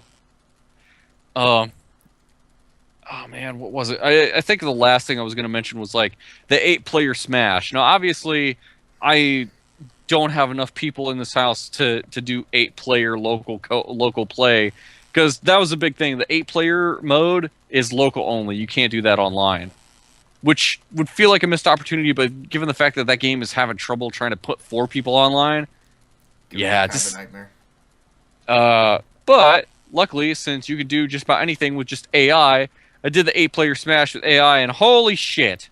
If you thought you had trouble finding out where your character was before, here you go. Like, I kind of like the fact that it is there and it does exist, but man, this is not the way I want to play Smash. Hey, guess what I'm doing 8 right now? 8 players. Just started. I'm Oh on god, the bridge. yeah, you're in for a treat. And granted, you're not going to be able to. Obviously, you can't pick any map. And I do like the fact that they have like maps in there for specifically for 8 players. Even though like I did 4-player Smash on some of those big ass maps that they have, and Jesus Christ, it still has it zoomed out so fucking far. Because it has to. Yep. I just think it's hilarious that I'm just doing on the Final Destination equivalent. And it's just people just running around and hitting each other. There's no rhyme or reason to it. Oh god. It sounds like my house. Oh. No, that's a joke. Oh, now it's funny now. I was Perfect I was fine. also tooling around with the make your own map maker. So there's a creative stage thing in this, and I made some horrible abomination and played on it once and then deleted it because my stylus drawing skills are terrible. And granted, there are methods of just make a line, really simple, but I was like, I'm just gonna. Did you make a Start- single block line and call it Final Destination 5? The Reckoning? No, I drew like 4 fucked up looking shapes, and Quote unquote shapes. because I wasn't sure like how this would work in practice, they were closer together than I thought they would be, and it was just me and 3 other AI just fucking crammed in this. Good. It's just the way it should be. Yeah, I proceeded to delete it though, so for obvious reasons. But yeah, I do like the fact that it did not take me long to get all the stages, and it didn't take me long to unlock all the characters either. And you know, the amiibo figure stuff, I see them more of as just a novelty as far as collecting the actual figure, not really so much of enhancing your game, which it doesn't. In fact, the only thing I thought was more interesting was in Mario Kart 8, where if you put the amiibo figure on Mario Kart 8, you unlock a special racing suit for your Mii to wear. That's pretty neat. Yeah, it's kind of a cool idea, and I know they haven't patched it in yet, but there's supposed to be something for Hyrule Warriors where you can straight up unlock weapons by scanning amiibo figures. So, I mean, if they put it into, like, every first-party game for, you know, even the smallest of things, that'd be pretty neat. Because that'd make your purchase go a lot further. Yeah, because I know like some of the other stuff, like they have plans for some of the other ones, like Mario Kart, or not Mario Kart, but the next Mario Party that they're gonna make is gonna be compatible with these. Hey guys, if that game has online, we should all play it with 50 turns. Oh shit! I'll get the beer ready. Yep. Just, I don't drink beer. well, you're gonna learn. You're gonna start. That really has been the extent of my week, though, as far as bouncing back and forth between Smash and Mario Kart 8, because I'm not satisfied until I get first place and How was the 1 star. companion app for Mario Kart? The Nintendo companion app. Mario Karter. Yeah, I got a second screen experience. It's on my fucking gamepad. It's when I want to play the game with the TV turned off. It's true. Pretty much. How about you, Sam? I played games. Do they have companion apps? I think No, some they of them don't. do, That's what makes them actually. better. I think one of them does. It's a Ubisoft title, so I'm pretty sure by mandate it has to. So I'm just gonna preface this by saying I bought basically every new AAA thing that came out, like every big Jesus. title this past month. So All which- of I already know what you played. except for then. Assassin's Creed. So what do you want to talk about? Name one, and I'll tell you if I've got it, and then we'll talk about it. Far Cry 4. Okay, I got Far Cry 4. Uh-huh. It's like Far Cry 3, but it's in the Himalayas now. You climb radio So towers does- to unlock guns for free. There's a crazy bad guy who talks to you on the radio a lot. Does he ask you what the definition of insanity is? Not yet, but he's getting there. Missed opportunity. Yeah, I know, right? That would be the most weird, hilarious I callback. remember seeing the commercials for him, and he's like, "No, you don't text for help. You beg for help." Yes, that's from like, the Beg! second cutscene in the game. I gotta admit that, like, I'm sure somebody's done it and it's the stupidest thing, but since I've been writing more articles lately, I want to write about Far Cry 4, and because of how similar it is, I really want to call it the definition of insanity. Doing the same thing over and over, I expecting get different it. I results. get it. Yeah. Yeah. It's because it really feels like that, where it's like, it's Although a really in good this game, case, but I it's Far think- Cry 3. Although in this case, I think they're doing the same thing, expecting the same results, The same good Pretty results. much, yeah. I mean, which it's- is money. like, it's a good game, but it's kind of like, I just can't shake the feeling I'm playing Far Cry 3. all Like, over again. so is the story to this kind of similar, where it's like, here's some fucking college students who went to some foreign country by mistake, and now shit goes down? Like, That would be hilarious, but no. This time, the story basically is that your guy, whose name I can't pronounce for the life of me, because I'm not going to butcher some language I don't know, but they call him AJ. And, basically what happens is that you're going to this fictional country in the Himalayan areas called Kurat to spread your mother's ashes to the winds. And when you were younger, you grew up here, and your father was the leader of the rebellion called the Yellow Path? The Golden Path. Which is apparently linked to a real possible terrorist organization. oh god. Yeah, oops. It's funny because if you said Yellow Path, and I thought, what, does they like piss on the path? No, Golden But now you say Golden Path, now I know he pisses on the path. But, so, apparently when you were younger, your father was the leader of that, and your mother took you away, and apparently Pagan Min, who is, you know, your big bad guy for this, knew your mother and liked her. So he does this weird thing in, like, the second cutscene where he takes your urn, and then he tastes your mother's ashes, and he's like, yeah, she still tastes the way she did before. And I was like, that's creepy! Oh You're god. tasting someone's that's- ashes, that's gross. Please stop doing that. Played by Troy Baker. Yeah, you would not guess, because, man, that guy has some range. Yeah, it does. Yeah, he But- does. It's just weird because, like, I'm like, alright, cutscene's good, and we got new guns, and there's some new stuff, but then the first time I climbed a bell tower, and then hit a box, and then it says, you got free guns, and it showed me, and it revealed the map, I was like, oh my god, I'm playing a Ubisoft game. Like, Yep. every Ubisoft game, even The Crew, which comes out in December, you go up to satellite towers to unlock parts of the map. No! Yes! No way. Fucking call me on Oh, that. for Christ's sake. It is a Holy joke of itself shit. at this point. It's become a Ubisoft, parody yeah, of it's like a itself. self-parody at this point. It's like Every the people like, game hey is guys, Ubisoft they're gonna go game. to a radio tower and unlock parts of the map. It's great, isn't it? Although this one committed a somewhat cardinal sin of mine, which is they artificially lock off parts of the map. So at one point I locked a radio tower because you can go at any of the the safe houses and it says, you just unlock one more to get this gun. And I was like, I want to get this gun. So I tried to go to the next one and there's just like busted down buses and stuff forming a 10-foot wall. Uh-huh.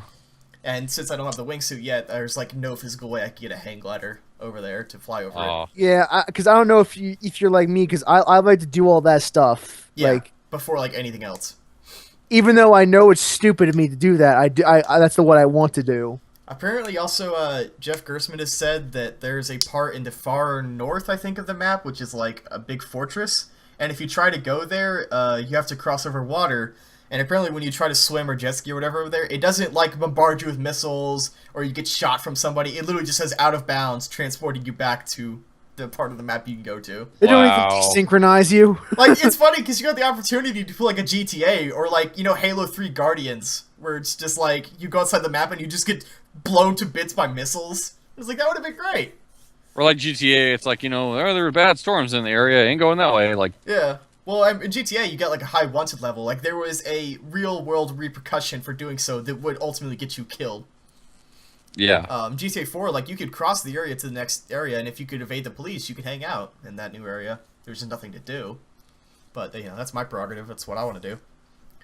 So aside from that, the reason I still like it is because it's still Far Cry, and Far Cry is still since 2.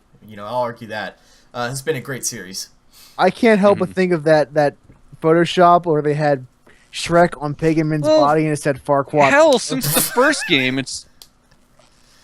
I haven't played the first, so I can't attest to that. I knew it was a great tech demo. I don't know how good of a game it was.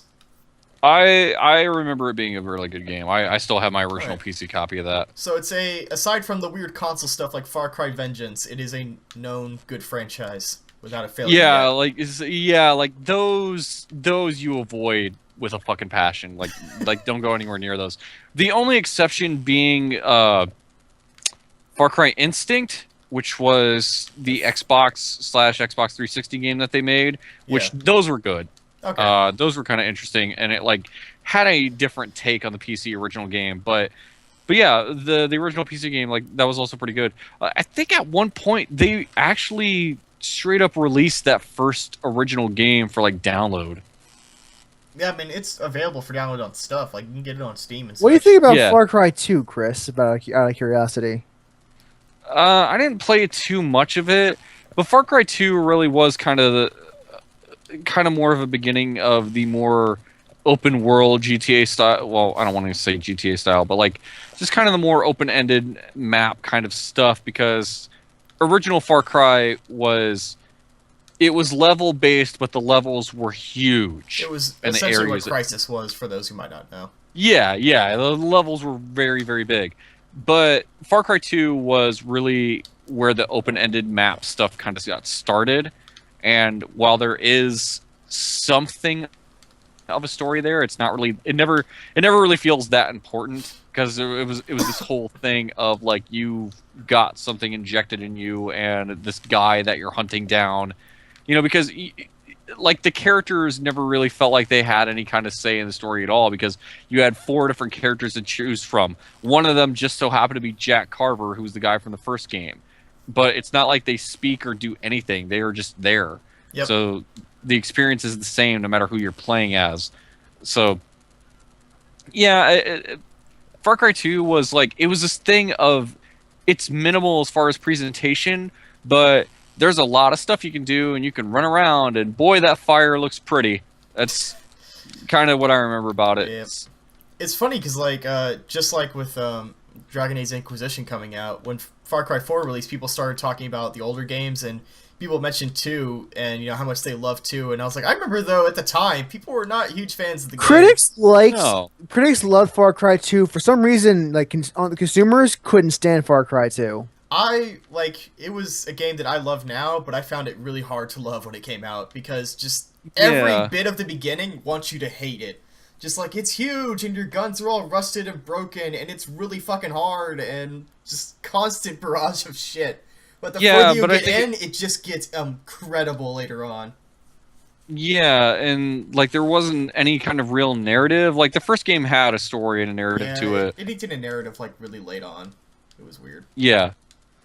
So, I think I will say that it is kind of important that it has that extra layer of presentation of having a good story. But I remember the original Far Cry just being so fucking revolutionary. Not just graphics, but the enemy AI in that game was also pretty fucking hype. Depending on the difficulty you played on, those dudes would get really fucking smart before the end of that game. Yeah. Trying to think other stuff about Far Cry 4, the best thing I could probably do is just list the enhancements that I've noticed that make it a better game.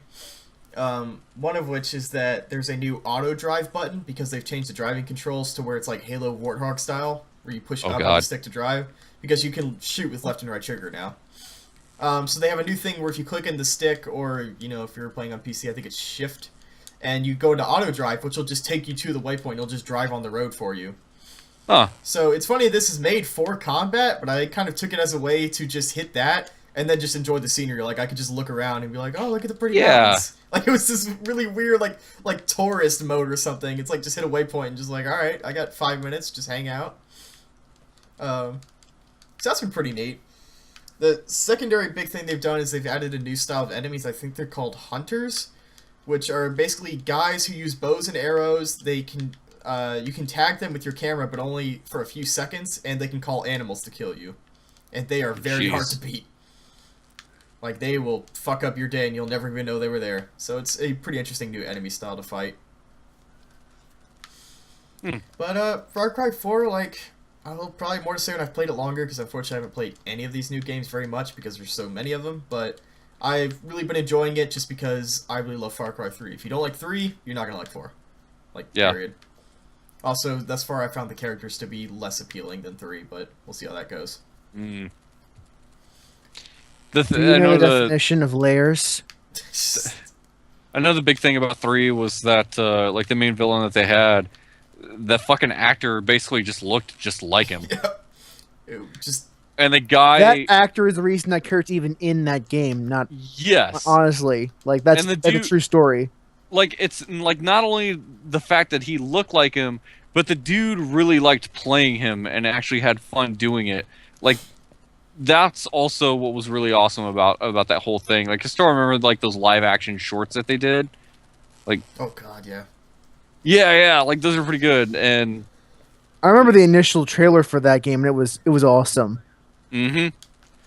Although, I don't think they can say the same thing with this game. Like, I don't know about the main villain guy, and it just seems like... Yeah, I mean, Troy Baker's good, but part of it is just he's reenacting Voss, and part of it is just... Like, it feels more like any other's typical villain, where it's like, yep, it's definitely someone playing the role of a villain. He does it really well. But Voss, like, he felt like a real person that was fucking terrifying. Mostly because he looked like the guy, and the guy was really into it, and that's just not a thing we see a lot. Like, his whole character is that he's insane. I mean, Pagan's insane too, but, like, you know, you can definitely tell that Troy Baker is just doing his job, no matter how good or how much he enjoys it. Yeah. Like, with Voss, it really felt like that guy was really into it, and he wanted to do his absolute best. And you could tell. With Pagan, it's partially the script, too. You know, like, when I see Pagan stuff, I'm like, it's kind of just Voss again. But, again, we'll see more of it later. It's a hard act to follow. Yeah! It's also because Ubisoft might anticipate Voss to be that popular, because he's the mid-boss, essentially. Until you have this other guy who's just, like, this corporate dude who really sucks, is not a fun character.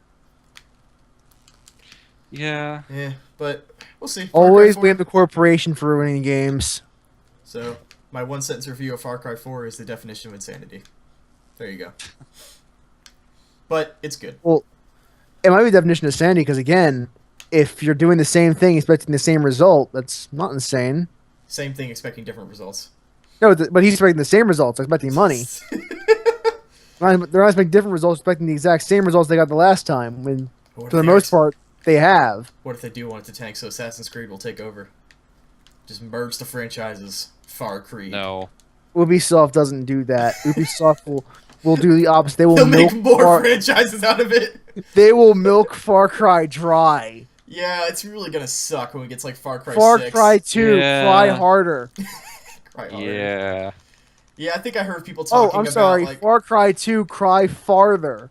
Okay. The one thing I have heard on Twitter, though, that I tend to agree with, is that this one is so similar to 3, and everybody's kind of like, alright, Ubisoft, you get one. You get one Redux, because it's a really good game, but you can't pull the shit again where you just make it the same game, but a different environment. Yeah, like if they it's if they gotta did be this different. Like if they did this again with like a Far Cry 5. Do you know Ubisoft? I mean, sales will be the ultimate judge of redoing that. the same game over and over has kind of been their MO for the past, like, but this 10 years. I know, we're aware of that. Egregious, though. Like, in some cases, it's really bad. Yeah. And fucking... Like, I mean, man. Watch Dogs was Ubisoft literally checkmarking all of those categories right off, one at a time. It's an open world game. You've got outposts. Yeah, you climb up buildings to hit. It's a white towers. Dude. Yeah. It's a white dude in his 30s. Well, fucking AJ in this game is like in his 20s, so it's completely different, really. It's more like the Ezio white male character. He's ethnish. No, he's definitely ethnic, like straight up. Like his name is impronounceable to me, so that's how I know he's ethnic, or because he's not white. Ezio is the greatest example of an Ubisoft protagonist because he is ostensibly a multicultural Italian man who just looks like a Are white you guy. saying that he was designed by a multicultural team with many different beliefs? He's essentially a foreign man, but he looks like a white guy, so it's okay. God, I remember when people were first talking about that. They were like, check out this weird disclaimer that Ubisoft has. Now it's like in every one of their games. They were like, please don't sue us. It's like, really, I mean, you know why they did that in the first Assassin's Creed game. Of oh, like, yeah, hey, there's there's a some lot of horrible, heinous shit going on with different people. Yes. And they're like, it's historical. Don't blame us. Yes. It's not just But white guys. Ubisoft is a multicultural team of various religious faiths and beliefs, guys. It's true. It definitely shows because every character is everyone. Every character is a white guy. Oh, they're all so And white. as far as like Far Cry though, man, I just wish like they would make a full-fledged, full-on like full-length game version of something like Blood Dragon, to where it's this big ridiculous thing, but it lasts Full a lot on. longer. You want it full on? See, I don't know. Like, I know some people are for We're- that, but like, I played a game like that called Saints Row 4, and I found it was way too long for my taste. Like, I really I liked love Blood Saints Dragon, Row 4. but like, I liked it enough to say that I don't want a full game out of that. But it's really a No, matter of I personal would. taste. A lot of that shit I could look at forever. Like, Yeah. I guess the difference is there's like some kind of nostalgia. Like, I have none, or I I don't really guess, have any yeah. reverence for that era either. So like it's that kind of fucking it's title cool, but screen. it's just that. It's just cool. Like that title screen that Blood Dragon had. Holy shit. Yeah. The fucking neon square grid thing. Like, It's- I can't tell you how many times I've seen shit like that and loved it's it. pretty Just psyched. All right. It's- yeah. So name another game that came out.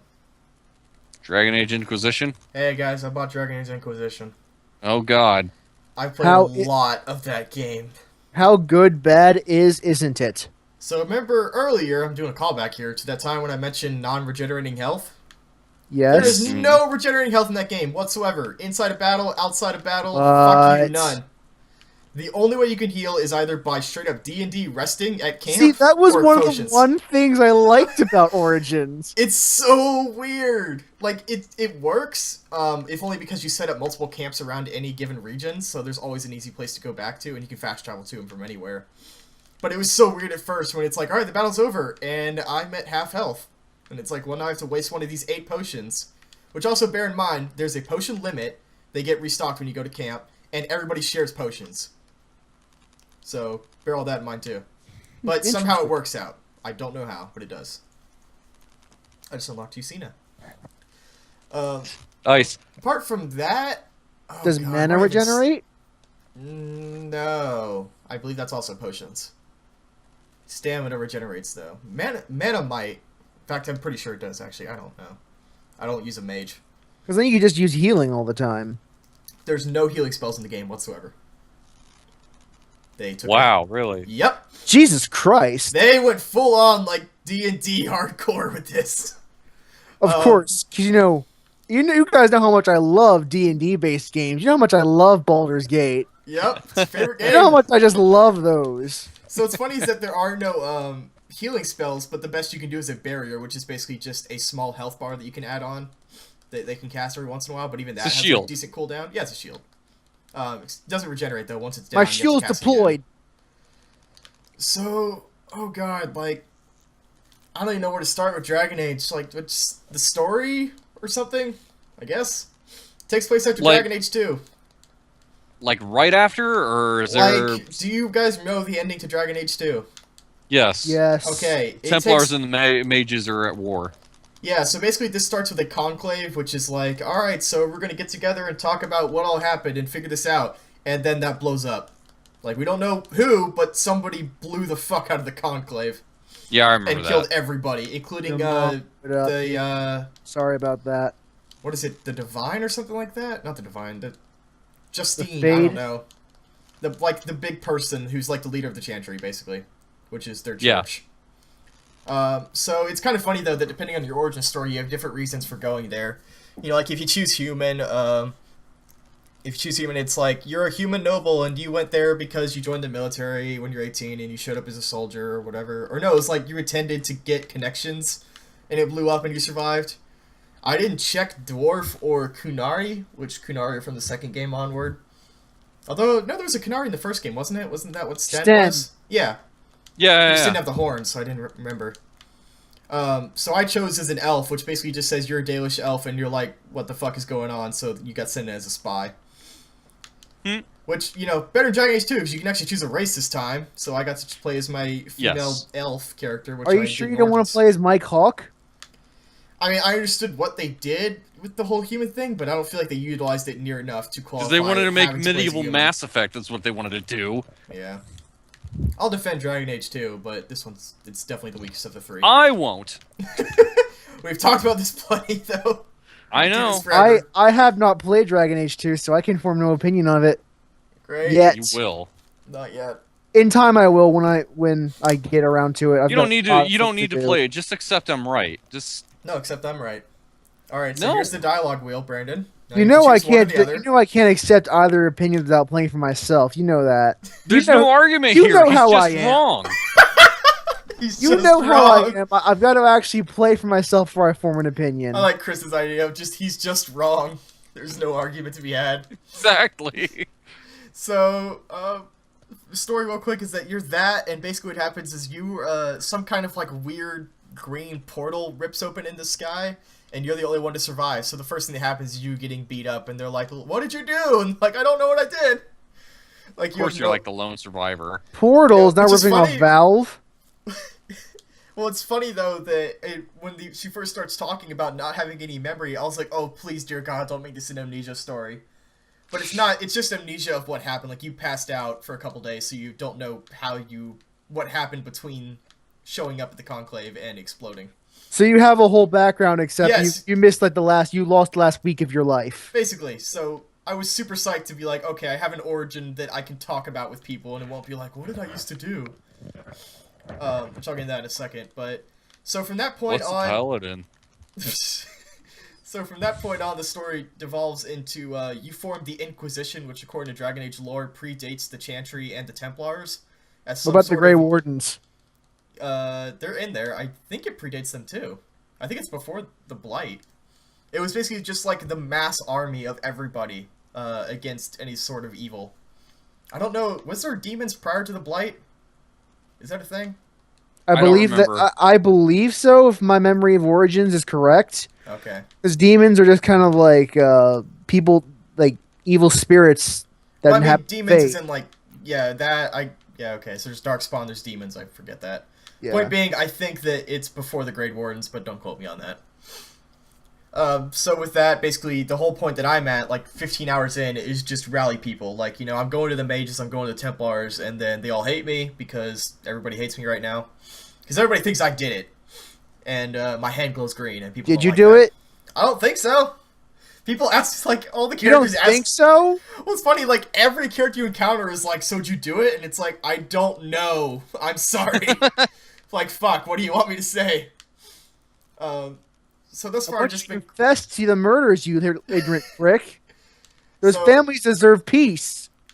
So thus far, I've just been collecting people, and I've been accruing quite a cast of characters. And I had to track down dude. Say what you want about Dragon Age 2, but it had some pretty good companions. Because Varric is back, and Varric was the dwarf who tells your story in Dragon Age 2. Yeah, I remember him.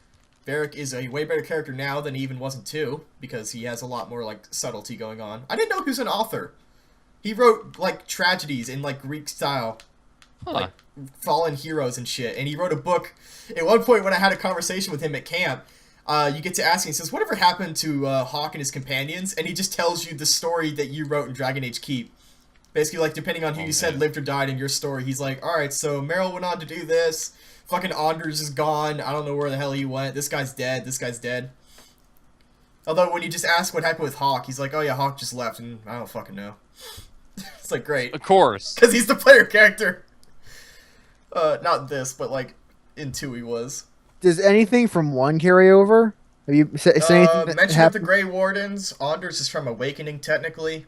Yeah. As far as characters, it did ask me who lived and died in Origins and Keep. I so know would imagine- Liliana comes back. Yes, she's one of your main people. She's what do you call her? She's like your spy, is what they call her, the spy master. Yeah, because she was like a rogue and. Yeah, she was a bard. She was a rogue in Origins. So she shows up. Cassandra from 2 is back, and she is the Seeker of the Chantry. And she's the one who is in like all the cutscenes for Dragon Age 2. Those are the guys that go looking for the golden snitch, right? Yep. They're the Seekers. If they do, the Quidditch match ends.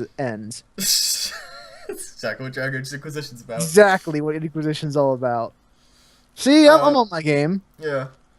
So I guess for one thing, I'm curious to just rattle off some gameplay enhancements to see what Chris thinks of them.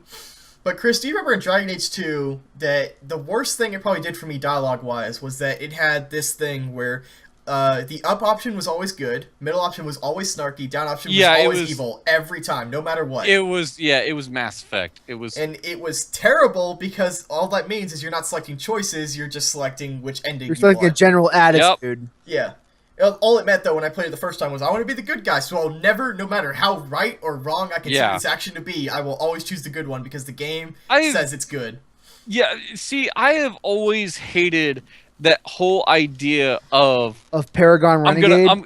Well, no, not just that, but the whole thing of how the dialogue tree works, where you're not really the option you see. That's not what he's saying. That's just the general tone of that. That's really dumb. Let me know what he's going to say. I don't want to pick something and have a vague idea of what he's going to say. I'm not working for Cerberus.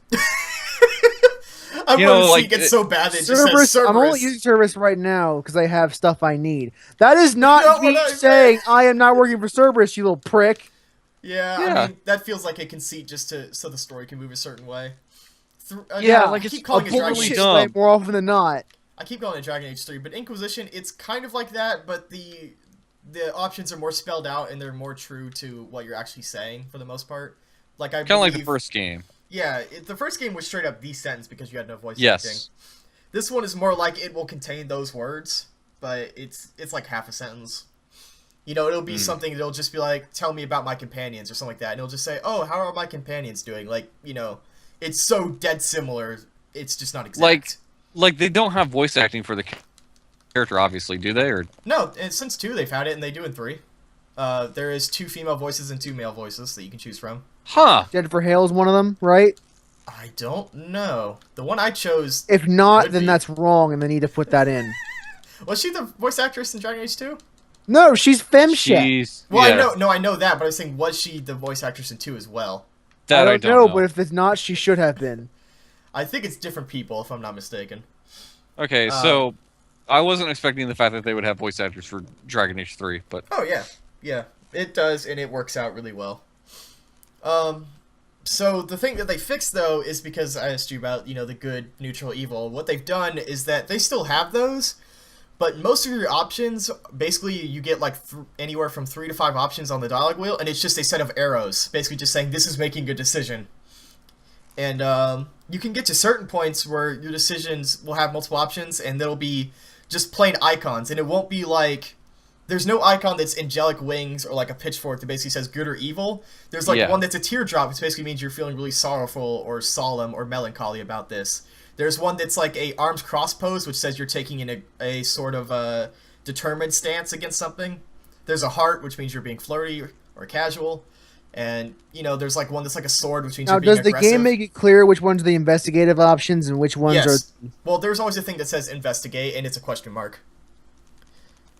So the funny thing, though, is that you can actually turn those off, too. There's a toggle to turn off the conversation icons.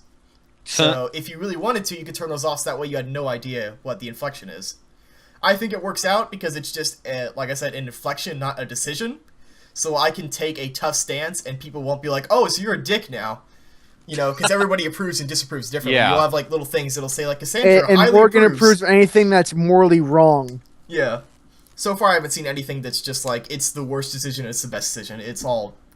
I wouldn't say it's perfect shades of gray like The Witcher 2 or something, but it's much closer to that. Anyway.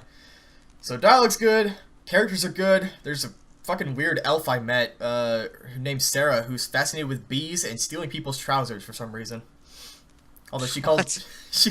When I first met her, like, she just shot a dude that I was gonna talk to, and then she's like, you better get prepared for the next set of guys. And then she was like, alright, what are we gonna do? He's like, well, I got to their weapons cache, and then I saw...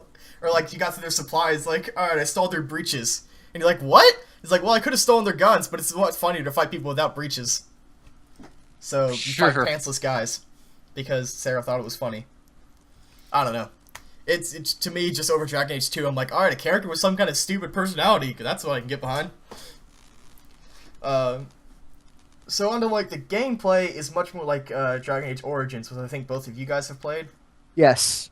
Mm-hmm. So, as opposed to 2, which was essentially a corridor shooter, 3, the first area you get in is just straight up like this huge fucking countryside that I have yet to explore the whole area of, and I've already moved on. And I spent like the first 5 hours of the game in that first area, because you'll start on the top of a mountain, or like, you know, maybe half a mountain, and you just start working your way down to a town in a valley, and then it's like, alright, you can go north, and you can go to all these woods, or you can go left, and then you can straight up run into Redcliffe, which is where, I think it's Arl Eamon was from Dragon Age Origins. I think so, yeah. Yeah. So you can straight up go to his town, although they wouldn't let me in there at the time. It's like you can go south, and it's just huge areas with, like, different ruins. There are smaller settlements. I haven't seen a second city yet in the same area, but there's a lot going on. It still has its sort of, like, cramped city areas, which are more reminiscent of 2 than of Origins, but, again, I'm barely scratching the surface on this thing. I'm, like, 10 hours in. Yeah, so because that's barely scratching the surface for an RPG like this. Oh god, yeah. So exploration's been awesome. There's some like weird quirks about how you move now, where like you can get mounts, but the mounts aren't really that much faster than your default walking speed, which is bizarre. Excuse me. And to gameplay, it's mostly like Dragon Age 2, except that I believe there are even less skills now. And the skill trees are slightly more simplified than they were in 2. So it's basically like, when you pick a warrior, it's you have the 2-handed skill tree, you have the weapon shield skill tree, and then you have 2 extras, and that's it. Someone linked me to this. Oh god. I'll have to watch it later. It's just an image. Well then, we'll take a moment. So I can breathe. I almost feel like we should link this in the description. Oh. Yeah, I think we're gonna have to. It's related to the conversation. Beating a dead horse. God, Dragon Age, okay. So Dragon Age gameplay, like 2, except no healing spells, no healing potions. Skills are mostly the same, you can turn friendly fire on or off. But the biggest change that I noticed that, like, I immediately noticed playing with the mouse and keyboard when I started, is that instead of just hitting a button and then auto-attacking, you have to hold the attack button down the whole time. And since you can lock on, you can sort of strafe around enemies now, which is weird. It's like almost like Z-targeting. It's really weird. And I'll get to that in a moment later because it'll be important. Ariana, there's one I'll mention because gameplay, it's fucking Dragon Age. Like, that's the most I can say for it. Like in combat, like you can... Because I've heard you can do something kind of SWTOR or Star Wars style, where it's like you pause and then you give your dudes orders, and then you unpause and carry it out. Yeah, like Dragon Age Origins. Yeah, okay, yeah. Same as that. It's called real time with pause. It's pretty great. It's new shit, man. And Baldur's Gate 2 had it. And it was the best RPG ever. So, have you touched the multiplayer yet? I have not. I do plan to, though, because I would love to check it out. I've heard very mixed things about it, ranging from it's pretty neat to it's horrendous. So, curious. I mean, the big thing I had heard about it was that they made sure to make that this is an entirely separate entity from like the single player game, to where you don't have to play this like like the bullshit that Mass Effect 3. There's no Ferelden readiness points. Yes, No. there is power which you spend to unlock later campaign missions, but you don't earn that through multiplayer, to my understanding. Right. Plus, power isn't a finite resource. It's just like beat side quests to generate power. So I guess it's finite, but you're gonna have way more than the story will ever take. And there's no like, you could get the bad ending if you don't do this thing. So So I guess the last thing I mentioned about Inquisition is the weirdest, which is I started playing the mouse and keyboard because it's a Dragon Age game, and that's what I do in Dragon Age games. That reminded me of Mass Effect 3. You can nullify the Korean Geth debate right now, but you don't have enough reputation to do that. Mass Effect 3 was... that's a big argument whether it's more disappointing than Dragon Age 2. That's a hell of an argument to start having. So the weird thing is, I started the mouse and keyboard, and I told you about having to hold down the button to attack, which is really awkward on a mouse, I might add. Especially trying to strafe around. And then I heard Matthew Rory from Giant Bomb, he reviewed the game, he did a quick look, and he was talking about playing with the controller, and they made me think about how when I first saw some PC people I know got demos of it, it was always with the controller, and I was like, okay. So I plugged in the controller, and once you know, the game plays like twice as good with it. Which is weird. But it's not in, like, I'm not the kind of person, because I know people get super pissy about that, where it's like, oh, it's not good for mouse and keyboard, like, this game sucks, and I'm like, dude, I'll play with whatever works, because I have both. And it's like, whereas Dragon Age Origins felt like a clunky mess with it, because of the way the combat works, this one is way better. Where, like, you hold down RT to attack, and you have the face buttons to do commands, so you can, with that and the right stick click in Dark Souls style lock-on, you can strafe and do special attacks with your regular attacks all at the same time with the controller, and that's not impossible with the keyboard. Plus, the radial menu, he actually changes the pause menu and all the menus within the game if you plug in a controller and you start using it. There's not technically hot swapping, you have to go in the options, but when you do, like, the pause menu goes from being a top-down list to a radial menu, and everything else turns into a radial menu. But, so my advice is you play it on PC, which is fine, it's a good PC game, and I'm looking forward to the mods for it. Play it with a controller. Just try it out at least. Yeah. But, it's like, every game, like I said, it's like, I'll talk about it more later when I get more into it, but that game's been blowing me away. The only problem I had with it was the character creation. I had the common problem of just starting over all the time, because I didn't like the way I looked. The way you do it in RPG is that you look at the character's face in character creation, and you say, okay, and you look at the character's face in the lighting engine, and you start over. Yep. That's always the problem. Well, it's that, it's when the mouse starts moving, and you realize you set, like, the width too far, and they have, like, this giant gaping mouth. In my case, what I kept screwing up was, like, the chin depth, so, like, my chin looked, and my entire jawline looked really fucked up, like somebody broke it. Yeah. Oh, God. It's such a weird thing to complain like, about. If you could just hilarious. toggle, like, the game's lighting engine on the character creation so you could actually see how your character will truly look throughout the game. Yeah, and they do have It's so much animation better. when you hit the voices, they start talking, and it does animate, but I feel like I could use, like, a demo thing that's like, just walk around real quick and just check out the different lighting, and you can talk to this one NPC. But that is such a strange thing to ask for in an RPG. Yeah, I mean... Well, the thing with character creation is that in RPGs, you'll always do this. You'll play it for, like, an hour and find out you got the wrong build, and you'll then do it again with the right build. Yeah, I haven't had any problems with my build yet, but I've started over like 4 times after the prologue, which takes about 30 minutes. Just because I didn't like the way I looked.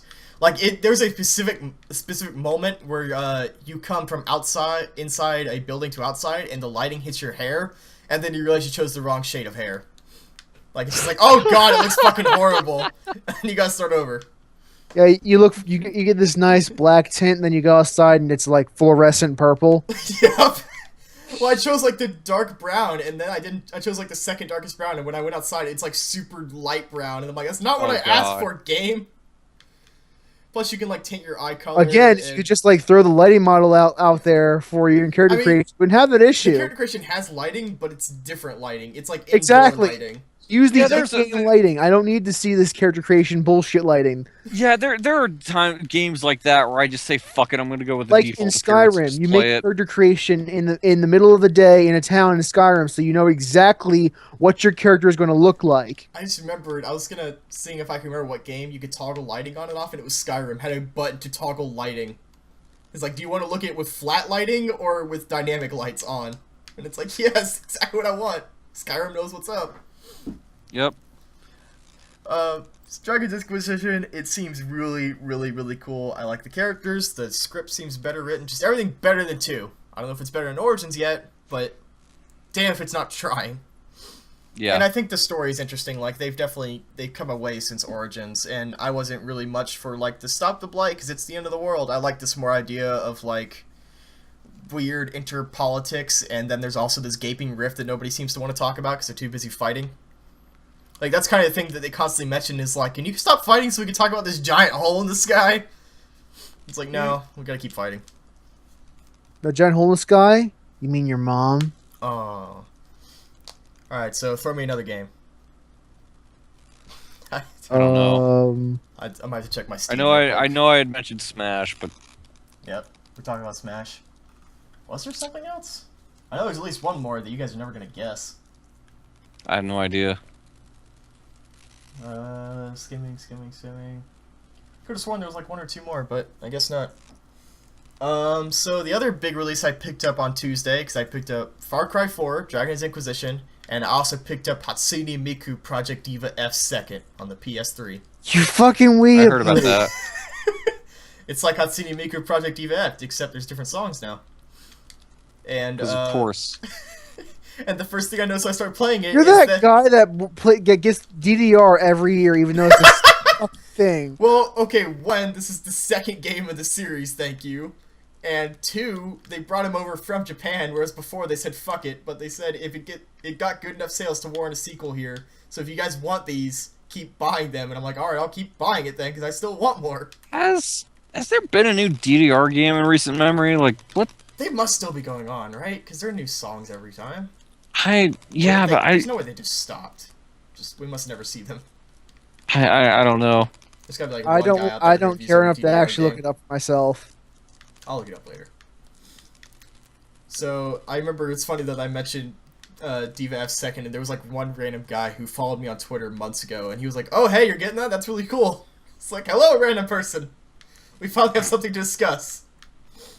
Apparently he's a huge Sega fan, so he was asking about that, and we started talking about the old games. Oh man. Like Valkyria Chronicles, the only good Sega game in the past decade. Nope, Project Diva F is a pretty good game on the Vita. It's got some of my new favorite Miku songs. I'm sorry, I hello, Valkyria Vanquish. Chronicles too. Was Vanquish Sega?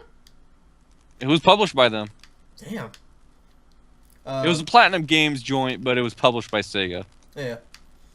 So, I guess all the important info I'll give you about Diva F2 is that it is very, very hard. Like, I went and beat the first game on normal, hours to getting the next one, and then I played some hard songs and then some extreme, and then I lost every normal song I played on Diva 2nd. That game is fucking hard. It's like, oh no, however will I make Hatsune Miku my waifu? Have you ever seen It's harder than Sam's dick when playing a Hatsune Miku game. Solid as a diamond. Have you guys ever seen the Giant Bomb Quick Look that Jeff did with it? Where No. Jeff No. does this creepy anime guy. So, God. there's a thing in the game where you can basically put the characters in sort of a picture setup, where you can spin cameras around and set them up in poses and take pictures and save them to your hard drive. Because of course you can. Because what else would you do? So the funniest damn thing that you could do is that I haven't checked in the second game. It's very important. I'll get to it next week. Is that in the first game, if you spin the camera in such a way that it looks up Miku's skirt, which bear in mind, they also bar the camera from moving in certain directions by default. Like, you can't move it more than a certain way down. Like, it basically just goes face level. So if you contort the camera in such a way that you would see up there, it literally just removes her and it says, this picture cannot be displayed. Warning, warning, warning. Of course. And the reaction that Jeff had was hilarious, where he's like, what am I paying money for? This is bullshit. It's like, this is my hard-earned money. I want to look up the girl's skirt. I was like, yep. That's probably what a lot of people thought when they bought That that is game. what anime fans think. Yeah. Just put that in the box of every anime ever. Can't look up her skirt. Fucking not gonna I bother. want to look up the girl's skirt. Episode 17 of the Texture Pop. Again, might attract the wrong set of people. I can't look up the skirt. How can I beat off to this? I gotta look at her face. I can't mean, look up the skirt. What am I there's- paying for? Speaking of funny shit you could do, there's a thing where you can buy furniture for their rooms. Which, yeah, I know, this is getting great. And when you That interact sounds with them, absolutely riveting. when you except interact with not them, this is that. also in the quick look, you can basically rub them, and again, it restricts you to the facial area. But it's kind of funny that my old roommate back when he was playing the first game in college that I recently beat on the Vita, I would turn around, and this is my super gay roommate, by the way, so he gets nothing from this. I would turn around and he'd be sitting there and just like rubbing the analog stick. He's rubbing Miku's face. You're like, Clay, what are you doing? He's like, I'm rubbing Miku's face so I can get her approval so I can buy more furniture. Like, oh, of course. Naturally, that's what you do. You're rubbing the face for grinding purposes. That's You're literally grinding out shit from her happiness. oh god. It is the most like. How could you not want to buy something like that? It's the most hilarious. I can think of a number of Unintentionally reasons how hilarious I I can can think of I've not. ever numerous seen. reasons why I wouldn't want to buy something like that. Well, I did. One, because I live in my parents' house. My parents. Two, because that's fucking creepy. I think. 3, because I can't beat off to it. Hey, can't or won't. That Two kind of different feeds into things. it's fucking creepy. Both. I physically am incapable of this. Alright, so. We all know what Yeah. Chris tracks off to. All the Disney Infinity characters he has. Obviously. No, it's called Big Girls. So shut up. Oh, took a dark turn. Yep. Alright, so I guess the last thing I'm gonna pull up was actually something from last week. Is that, on the Vita, I bought a game the other week that I played a shitload of and then stopped because all these new games came out. And it was called Freedom Wars for the Vita. And it's like part Monster Hunter, but you have to buy privileges in this dystopian world. So basically the concept of the game is that everybody is lacking food and water and every sort of resource you can possibly think of. So when you're born, you are born a sinner, and you have to work off your debt to society just for breathing air. Because just by doing that and eating, you are in debt to Because society. that's what the Catholics would have you believe. Yep. So when you start off the game, you're actually fighting a giant robot because people built giant robots to steal resources, and if you fight them, you can work off your debt. And at some point, you get knocked out, and you get knocked out, and then you get amnesia because of course you do. And by getting amnesia and losing all, like losing all your fighting knowledge, they add 1,000,000 years to your sentence for losing all combat knowledge, which was something they Jesus. helped you get.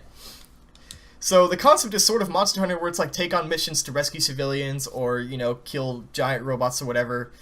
But the crux of it is that you have to buy entitlements. Like when you first wake up in your cell, you start walking around, and then you get fined 5 years for unnecessary exercise. Like just by the fact that you move around, you're wasting energy that you could otherwise be spent serving your Panopticon, is what they call them, or Panopticon or something like that. Basically your fucking city.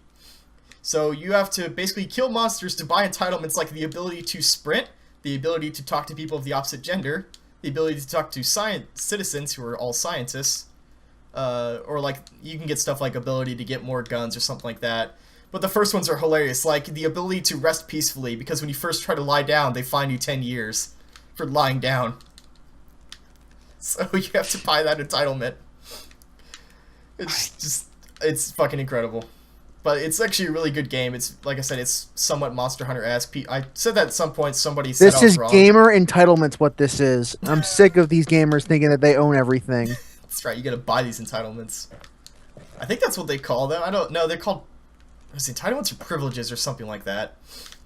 But if I had the game up, I would just pull up some of the lists, but because the names are just hilarious. Like these really pseudo-political names for everything, like,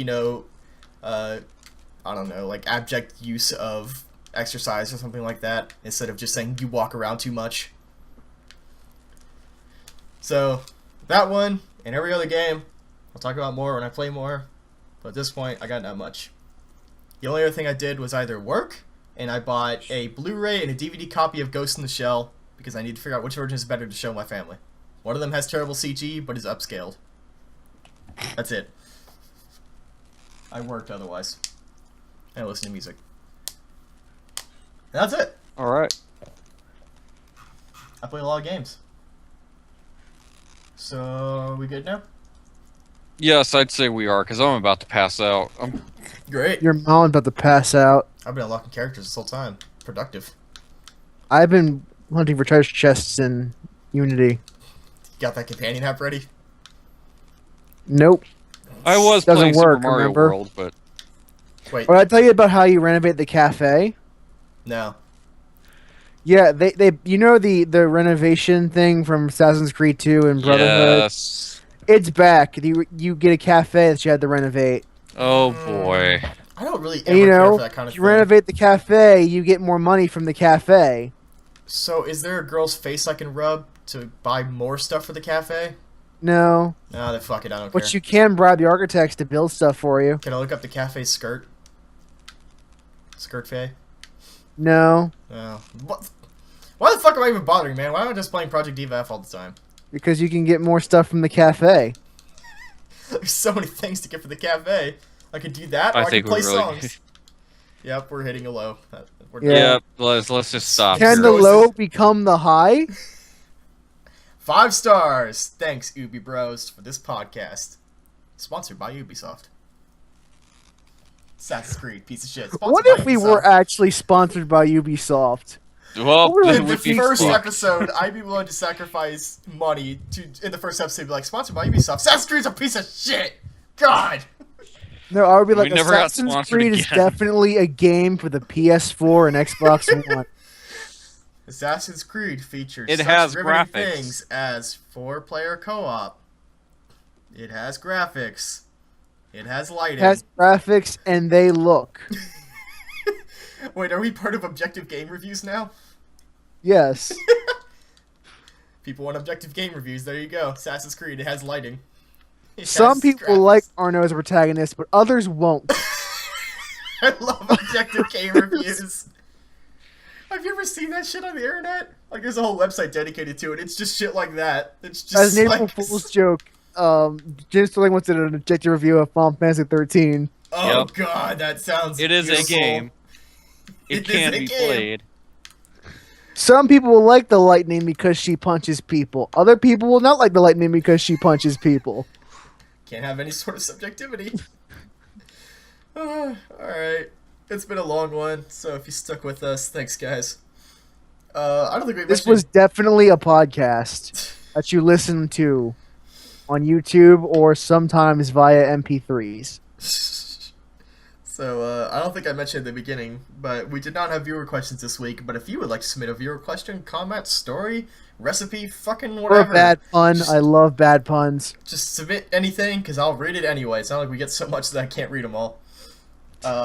You can do so at thetexturepop@gmail.com. Otherwise, I think we'll see you all next week. Play more games. Yeah, later. Bye, guys. Yeah.